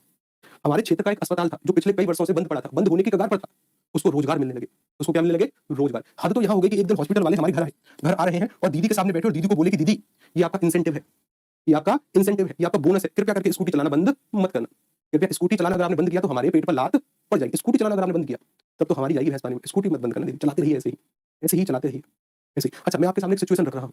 दीदी ने अगर अपनी स्कूटी में लेफ्ट का इंडिकेटर दिया है, दीदी ने लेफ्ट का इंडिकेटर दिया है, क्या गाड़ी लेफ्ट को मुड़ेगी? क्या गाड़ी लेफ्ट को मुड़ेगी? तो कैसी बात कर रहे हैं? हमने इतने एग्जांपल दे देखे हैं कि दीदी ने लेफ्ट का इंडिकेटर दिया और गाड़ी राइट की तरफ एकदम इतनी तेज स्पीड से मुड़ी कि पूछो, या गाड़ी सीधी ही चली गई। दीदी तो दीदी है, ठीक है ना? दीदी तो लेफ्ट का इंडिकेटर दिया तो गाड़ी कहाँ जाएगी? कहाँ जाएगी गाड़ी? कहाँ जाएगी गाड़ी? जैसे गाड़ी जाएगी राइट की तरफ या कहीं भी, सर कहीं भी जाएगी। लेफ्ट में जाने की संभावना तो नाक के बराबर। लेकिन ना ना ना, हम एक सभ्य समाज से आते हैं और सभ्य समाज से आने के बाद आपका हमारा कर्तव्य है कि सर हमें महिलाओं के बारे में अच्छी बातें करनी है। क्या कि सर यहाँ पर दीदी ने लेफ्ट का इंडिकेटर दिया और गाड़ी लेफ्ट को ही मोड़ दी। इसको मुझे लेफ्ट का इंडिकेटर देने के बाद गाड़ी लेफ्ट में, सर जी ब्रह्मांड का नियम तोड़ दिया, ब्रह्मांड का नियम तोड़ा, लेफ्ट का इंडिकेटर लेफ्ट में गाड़ी। तब तो सर आप बोलोगे गुरुजी अब समझदार से काम नहीं चलेगा। दीदी ने लेफ्ट का इंडिकेटर दिया और गाड़ी लेफ्ट में मोड़ दी, अब तो दीदी बहुत समझदार हो गई। ठीक है ना? ध्यान से समझो, जिसकी विशेषता बताई जाती है, हमने इसके बारे में कुछ कहा, जिसकी विशेषता बताई जाएगी, जिसके बारे में कुछ कहेंगे उसे कहते हैं विशेषण। जो विशेषता बताने वाला शब्द है इसे कहते हैं विशेषण। ठीक है ना? कि दीदी कैसी है? समझदार। और जो समझदार में भी बहुत समझदार, यानी जो विशेषण की भी विशेषता बताए, समझदार में भी समझदार, इसे कहते हैं प्रविशेषण। इसे क्या कहते हैं? प्रविशेषण। क्या कहते हैं? ये तीन शब्द हैं जो कि आपको अभी के लिए जानने हैं। क्या? विशेष जिसके बारे में कुछ कहें या जिसकी विशेषता बताएं। जो विशेषता बताने वाला शब्द है वो विशेषण, और विशेषण की भी विशेषता बताने वाला प्रविशेषण। क्या है? प्रविशेषण। ठीक है? दीदी अद्भुत होती है। ये कहानी शायद मैंने आपको सुनाई हुई है नहीं, लेकिन सुनो, जरूरी कहानी है। ठीक है ना? हम और हमारी एक शर्त है, हमारा मन हुआ कि चलो हरिद्वार चलते हैं गंगा स्नान करने, दिल्ली से पास है। ठीक है? तो दिल्ली से जैसे ही हमने गाड़ी उठा के हरिद्वार के रास्ते पर ली, मेरठ आता है बीच में। मेरठ को क्रॉस करने के बाद ना पेट में भूख लगी तो गाड़ी साइड में लगा ली, एक ढाबे पर लगा ली। ढाबे के बाहर ना चारपाई वगैरह बिछी हुई होती है कि आप आओ वहां पर बैठो, कुछ ऑर्डर करना है करो, खाओ पियो जाओ। हम बाहर चारपाई पर बैठ गए तो मेरी निगाह गई रोड पर 100 मीटर दूरी पर ना एक महिला ने शायद गलत टर्न लिया होगा और वह अपनी स्कूटी को बैक कर रही थी, स्कूटी को मोड़ रही थी। तो मैंने गुरुजी से कहा कि गुरुजी वहां देखो 100 मीटर दूरी पर ना एक महिला अपनी स्कूटी को बैक कर रही है, यानी वापस लेकर आ रही है। सर जी मुझे ना यहाँ कुछ ठीक नहीं लग रहा है, हम ढाबे के बाहर है, चारपाई पर, यहाँ प्राणों का संकट है, कृपया करके ढाबे के अंदर चलिए। गुरुजी भी मेरी बात से सहमत हुए और हम ढाबे के अंदर आ गए। और जैसे ही हम ढाबे के अंदर आए, मेरा यकीन मानना, उन महिला ने ढाबे के अंदर स्कूटी घुसाकर हमें ठोकी। उस दिन एक उंगली में फ्रैक्चर हुआ, तब पता चला कि अगर दीदी ने ठान लिया, महिला ने ठान लिया कि स्कूटी ठोकनी है, तो चाहे आप ढाबे के बाहर हो, चाहे आप ढाबे के अंदर, चाहे ढाबे की छत पर, स्कूटी ठोकेगी। क्या होगी? स्कूटी तो ठोकी जाएगी, उसको फिर कोई बचा भी नहीं सकता। चाहे ढाबे के बाहर रहो, भीतर हो, छत पर पहुंच जाओ, कैसे भी करके दीदी कहीं से घुमाकर सीढ़ियों पर चढ़ाकर छत पर स्कूटी लाएंगे, तब तो मैं ठोकेंगी, ठान लिया तो। ठीक है ना? इस वजह से जब मैं रोड पर चलता हूं, कहीं भी मुझे कोई महिला स्कूटी चलाते हुए दिखती है, तो सबसे पहले तो मैं अपनी जान को बचाने का प्रयास करता हूं, किसी शेल्टर में या कहीं ना कहीं छुपने का प्रयास करता हूं। बड़ा भय है मुझे, पता नहीं क्या। ठीक है ना? ठीक है, अद्भुत। ठीक है, अद्भुत। हाँ बिल्कुल, ढाबा रोड के बीच में था। ठीक है भाई, बस वही बात है। ठीक है, बहुत अद्भुत होती है दीदी। दीदी से पंगा नहीं। दीदी के पीछे एक बार स्कूटी पर मैं बैठा, सामने हुई रेड लाइट और दीदी ने एकदम तेजी से रेड लाइट क्रॉस कर दी। मैंने कहा कि दीदी पहले तो गाड़ी रोको, स्कूटी रोको। मैंने उनसे प्यार से पूछा, दीदी आपने रेड लाइट थी तो गाड़ी क्रॉस क्यों करी? तो दीदी ने कहा कि अब तो मैं 21 साल की हो चुकी हूँ, अब तो ये मेरा अधिकार है कि मैं रेड लाइट क्रॉस कर सकती हूँ। यानी दीदी इस भ्रम में थी कि आप रेड लाइट तब तक क्रॉस नहीं कर सकते जब तक आपकी एज लीगल नहीं होती, या फिर जब तक आप 21 साल के नहीं होते। अगर आप 21 साल के हो गए तब तो आपके पास संवैधानिक अधिकार है कि आप रेड लाइट क्रॉस कर सकते हो। मैंने वही दीदी के हाथ जोड़े, मैंने दीदी आप जाओ, मैं तो कोई ओला उबर बुक करके या फिर मैं तो पैदल ही घर आ जाऊंगा, मैं अब आपके पीछे बैठने वाला नहीं। ठीक है, मैं नहीं, मेरे बस की बात नहीं कि मैं आपके पीछे बैठूं। ठीक है, अद्भुत काम है, अद्भुत एकदम। ठीक है, चलिए। तो सर यहाँ समानता, यहाँ देखो, इस विशेषण मतलब जो विशेषता बताए, यानी जो विशेषता बताए। अगर कोई विशेषण जिसके अंत में मैं और जोड़ दूं, क्या जोड़ूं? उसको अकारांत कर दूं। क्या करूं? मतलब एक शब्द होता है अकारांत। अकारांत का मतलब क्या होता है? अकारांत का मतलब ऐसे शब्द जो छोटे अंत होते हो। आकारांत का मतलब क्या होता है? आकारांत का मतलब होता है ऐसे शब्द जो बड़े अंत होते हो। इकारांत का मतलब क्या होता है? ऐसे शब्द जो छोटी ई पर अंत होते हो। इकारांत का मतलब क्या होता है? इकारांत सर ऐसे शब्द जो बड़ी ई पर अंत होते हो उन्हें कहते हैं इकारांत। ऐसे शब्द जो छोटे आ पर अंत होते हो, ऐसे शब्द जो छोटे ऊ पर अंत होते हो उन्हें कहते हैं अकारांत। अगर कोई विशेषण का शब्द है उसको अगर अकारांत कर दिया जाए तो वह जो विशेषण होगा ना फिर जातिवाचक संज्ञा माना जाएगा। अच्छा सवाल है, ठीक है? क्या माना जाएगा? जैसे मानकर चलो मैंने एक शब्द लिखा कि भाई बेचारा लड़का, बेचारा, जैसे हमारे जो कंप्यूटर महोदय हैं, हमारे कंप्यूटर महोदय शादी करने के बाद एकदम गरीब हो गए। कंप्यूटर महोदय शादी करने के बाद गरीब हो गए। तो सर कंप्यूटर महोदय की विशेषता हमें पता चल रही, कंप्यूटर महोदय गरीब हो गए, ये विशेषण है। ये क्या है? विशेषण है। ये क्या है? विशेषण। ठीक है ना साहब? ये अगर विशेषण है तो इसका मतलब क्या होगा? अगर मैं इसको अकारांत कर दूं, अकारांत मतलब गरीब से मैं इसको कर दूं गरीबों, क्या कर दूं मैं इसको? गरीबों में इसको कर दूं, तो ये कह रहा है कि अगर कोई विशेषण आपने अकारांत यानी छोटे उपरांत कर दिया तो अब ये विशेषण नहीं, अब ये जातिवाचक संज्ञा है। ठीक है ना? क्या है? जातिवाचक, कि भाई गरीबों की सहायता करो, ये अब जातिवाचक संज्ञा, ये है विशेषण। ठीक है ना? बात पल्ले पड़ गई बात। हालांकि अभी इस टॉपिक को डिटेल में पढ़ेंगे, लेकिन कब? सर जी इनकी सारी क्लास बोरिंग लगती है, सभी क्लास अच्छे पढ़ाई हो रही, मतलब क्लास बोरिंग है, इनका क्लास सबसे बोरिंग लग रहा है। सुबह क्लास अच्छा पढ़ाई हो रही, सुधर जाओ रे। ठीक है ना? तो मैं कुछ बोल नहीं रहा तो ये क्लास बोरिंग है। ठीक है ना? सामने नहीं हो बस। ठीक है ना? अगर ये ऑफलाइन वाली क्लास होती तो मुझे वैसे मुझे गुस्सा कभी आता नहीं है। ठीक है ना? लेकिन तुम भाई एकदम अद्भुत हो। ठीक है, मेरा यकीन मानो आप बेस्ट हिंदी पढ़ रहे हो। ठीक है, इस बात का यकीन शायद आपको अभी नहीं है। जिस वक्त आपका पेपर होगा या कोई भी पेपर होगा, वहाँ पता चलेगा कि वास्तविक रूप से सवाल बन रहे हैं कि नहीं, ठीक है ना? वास्तविक रूप से सवाल बने। अद्भुत लोग हो भाई, ठीक है ना? सुधर जाया करो, ठीक है? आपको पूर्णतः स्वतंत्रता है कि आप इस क्लास में कुछ भी कमेंट कर सकते हैं, एक सिंगल विद्यार्थी ब्लॉक नहीं होगा, सिंगल। मस्त रहो, खुल के रहो, ठीक है ना? कैसी बात कर रहे हैं आप? ठीक है? अब चलो आगे आ जाओ, ठीक है, आगे हाँ जी, जैसे देखो मैंने कहा छोटा, क्या कहा मैंने छोटा? अगर मैं आपसे ऐसा कहता हूँ कि भाई छोटों को क्या करो, छोटों को सम्मान दो, तो छोटों क्या है? मैंने इसको ओकारांत किया। मैं कहूँ छोटा, छोटा लड़का है, तो भाई लड़का कैसा है? छोटा, ये विशेषण है। ये क्या होगा? छोटों, कि छोटों को प्यार दो, जातिवाचक संज्ञा, ठीक है ना? जातिवाचक संज्ञा। मैंने कहा बड़ा, बड़ा बड़ों का आदर करिए, बड़ों का आदर मतलब कि समानता, ये क्या है? बड़ों का आदर करो, ये है जातिवाचक संज्ञा, ठीक है ना? अगर मैं कहूँ सज्जन, कि सज्जनों का सम्मान करिए, आदर करिए, ये जातिवाचक है, ठीक है ना? ये सब जातिवाचक, ईमानदारों, बेईमान, मतलब कोई भी विशेषण, एक बात दिमाग में रखना, कोई भी विशेषण जो कि ओकारांत कर दिया जाए, यानी बड़े ऊपर हम उसको अंत कर दें, मतलब छोटे ऊपर हम उसको अंत कर दें, तो सर समानता वह जातिवाचक संज्ञा होती है, ठीक है? समानता वह जातिवाचक। सर जी देखो हम तो इंतजार करते हैं हिंदी की क्लास का, मेरे पास आपके मेल तक आते हैं, ठीक है ना? टेक्निकल नंबर पर आपके मेल तक आते हैं। बहुत बहुत शुक्रिया आपका उन सभी मेल्स का, उन सभी जवाबों का, बहुत बहुत आभार कि आप हमारे बारे में अच्छे विचार रखते हैं, बहुत बहुत आभार, ठीक है ना? ध्यान रखिएगा, मैंने कल कुछ विद्यार्थियों के मेल, कल नहीं सैटरडे को पढ़े थे, बहुत बहुत आभार आपका एक बार फिर से, ठीक है ना? यदि कोई क्रियावाचक शब्द यदि वाक्य में सबसे पहले कर्ता के रूप में प्रयुक्त होता है, तो वह क्रियावाचक शब्द नहीं मानकर क्रियार्थक संज्ञा। देखिए ये क्रियार्थक संज्ञा ना पंडित भोलानाथ तिवारी के द्वारा बताई गई सबसे पहले। एक बार मैं ब्रीफ में इसको बताने का प्रयास करता हूं, पूरा ध्यान रखो। पंडित भोलानाथ तिवारी ने संज्ञा कितने भेद बताए? पंडित भोलानाथ तिवारी, पंडित भोलानाथ तिवारी। और पंडित भोलानाथ तिवारी बहुत बड़े व्याकरण है, जो कि कह रहे हैं कि संज्ञा के मेरे अकॉर्डिंग 4 भेद होते हैं। क्या? कि वो कह रहे हैं कि एक तो होता है व्यक्तिवाचक संज्ञा, जिसको हम पढ़ चुके हैं। एक होता है जातिवाचक संज्ञा, ये हमने पढ़ ली है। और जातिवाचक संज्ञा के साथ वो बताते हैं भाववाचक संज्ञा, इसको भी हमने देखा था कि सर ये मन से अनुभव होने वाले हैं। वो एक और संज्ञा बता रहे थे, वो कह रहे थे कि जो चौथे नंबर की क्रिया है ना, वो है क्रियार्थक संज्ञा। मैं भी चाहूंगा क्रियार्थक, क्रिया नहीं क्रियार्थक संज्ञा, इसे क्रियार्थक संज्ञा है, क्रियार्थक संज्ञा। ध्यान लगाओ पूरा। आगे चलकर हम टॉपिक पढ़ेंगे क्रिया और क्रिया के बारे में। मैं आपको बताऊंगा कि सामान्यतः क्रियाओं के अंत में ना का प्रयोग होता है या ता का प्रयोग होता है। लिखना, गाना, आना, जाना, रहना, खाना, पीना, सोना, चलना इत्यादि इत्यादि इत्यादि, ये सभी क्रियाएं हैं। लिखता, गाता, जाता, आता, पीता, सोता, खाता, रहता, ये सभी क्रियाएं हैं। अगर कोई क्रिया संज्ञा की तरह प्रयोग हो तब उसे कहते हैं क्रियार्थक संज्ञा। ध्यान से सुनो, अगर कोई क्रिया यानी ना वाला या ता वाला कोई शब्द क्रिया की संज्ञा की तरह प्रयोग हो तब उसे हम क्या बोलते हैं? क्रियार्थक संज्ञा। इसको बताने वाले थे पंडित भोलानाथ तिवारी, एमपीपीएससी ने पूछा, ठीक है ना? ध्यान दो कि अगर मैंने एक सवाल दे दूं, क्रिया समानता पहले तो वाक्य के अंत में आती है कि राम खाना खाता है, तो खाता है क्रिया। मैंने कह दिया कि भाई टहलना, टहलना सर ये क्या है?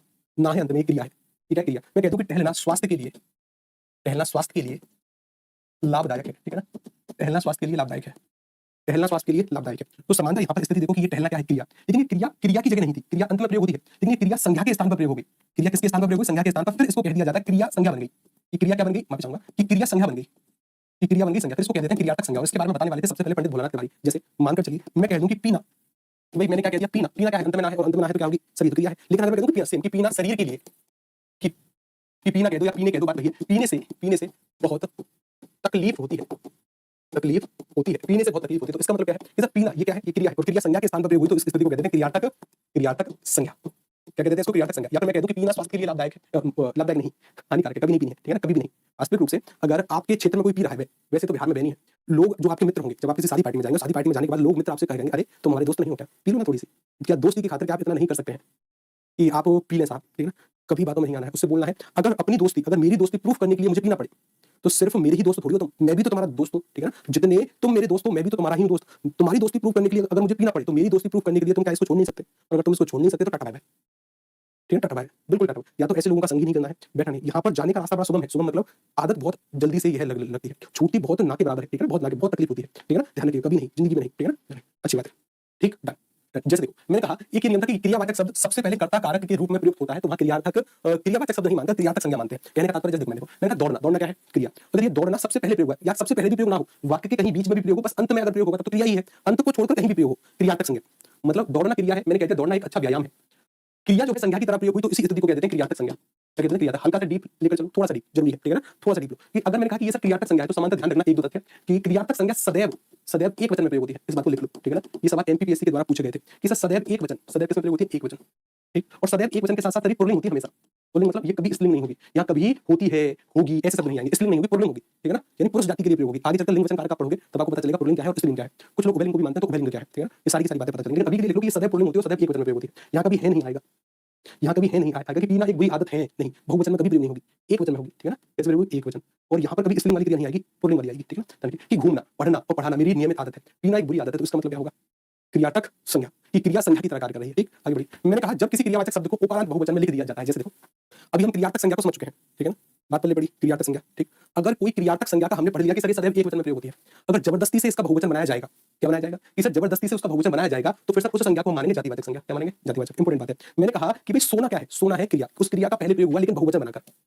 सोना क्या है? बहुवचन। मैंने कहा सोतों को मत जगाओ, तो सर अब ये जातिवाचक है।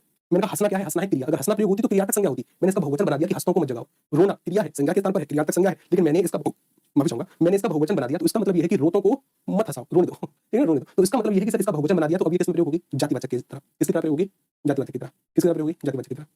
ठीक, किसके जाति? बहुत अच्छी बात, आगे बढ़िए। मैंने कहा भाववाचक संज्ञा और विशेषण। अच्छा, ये तो आपके लिए नहीं है, ये उस परीक्षा के लिए सवाल होते हैं, जैसे मानकर चलिए जब आपको लेखन वाली कोई परीक्षा करनी होती है, जैसे एमपीपीएससी हो गई या बहुत सारी टीचिंग परीक्षा हो गई या यूपीएससी हो गई, तो वहां पर ये सवाल काम आ जाते हैं। आप चाहे तो इनको इग्नोर कर सकते हैं। अभी के लिए हमने 6 नियम पढ़े, 6 नियम क्लियर। पहला नियम मैं आपको एक बार फिर से बता दूं। जो सबसे पहला नियम था वो ये था कि सर जी अगर व्यक्तिवाचक संज्ञा कहीं कहीं पर जातिवाचक की तरह कार्य करती है, ये सभी व्यक्तिवाचक संज्ञा है, जैसे कश्मीर, शेक्सपियर, विभीषण, ये सभी विशिष्ट व्यक्ति हैं, व्यक्तिवाचक हैं, इस अर्थ में प्रयोग होंगे तो जातिवाचक। हमने कहा कि सर कभी-कभी जातिवाचक संज्ञा व्यक्तिवाचक की तरह कार्य करती है। कैसे? मैंने कहा ये सभी जातिवाचक संज्ञा है। अगर ये व्यक्तिवाचक की तरह इस अर्थ में कार्य करेंगी तो व्यक्तिवाचक। परिवर्तन जाति से व्यक्ति। ठीक। मैंने कहा तीसरा नियम कि सर कई बार व्यक्तिवाचक संज्ञा, भाववाचक संज्ञा ये सदैव एक वचन में प्रयोग होंगी, जबरदस्ती से बहुवचन बनाएंगे तो जातिवाचक संज्ञा की तरह कार्य करेंगी। यहाँ पर हमने इसको देखने का प्रयास किया। मैंने कहा कि नियम नंबर 4 अगर कोई विशेषण है उसको ओकारांत करते हैं। क्या करते हैं? ओकारांत। और ओकारांत करने पर ना समानता फिर वह किसकी तरह कार्य करता है? जातिवाचक। ये सभी विशेषण है, इनको अगर ओकारांत कर दूं, छोटे ऊपर अंत कर दूं, ये सभी जातिवाचक संज्ञा बन जाएंगी। मैं कहूं कि सर एक आती थी क्रियार्थक संज्ञा कि जब कोई क्रिया संज्ञा के स्थान पर प्रयोग हो उसे क्रियार्थक संज्ञा कहते हैं, और सदैव एक वचन में प्रयोग होगी और पुल्लिंग होगी। ठीक है ना? सदैव एक वचन में प्रयोग होगी और पुल्लिंग होगी। पांचवा मतलब छठवां, छठवीं के बारे में कैसे समानता, अगर मैं देखूं कोई भी क्रियार्थक संज्ञा जो है अगर उसको बहुवचन में परिवर्तित कर दिया जाए तो वह जातिवाचक संज्ञा बन जाती है। ये 6 नियम पढ़े। कितने नियम पढ़े? 6 नियम। हाथ खड़ा करो, क्लियर है?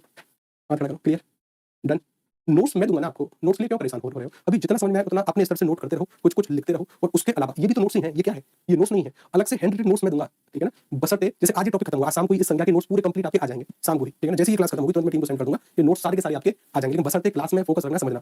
वर्षों से लिखा हुआ आ रहा है आपकी किताबों में, वो लिखा हुआ किसी भी काम का नहीं जब तक उसको नहीं समझना, मतलब जब तक उसको समझना नहीं है, समझने पर पूरा फोकस। ठीक है ना? लिखा हुआ तो वर्षों से अलग, देखो मुझसे भी अच्छे नोट्स किसी और व्यक्ति के होंगे, सत्य बात है। मुझसे अच्छा भी कोई पढ़ा सकता है, पढ़ाते होंगे, सभी का सम्मान है, सभी का आदर है, लेकिन वो किसी काम का नहीं जब तक आपको समझ में नहीं आता।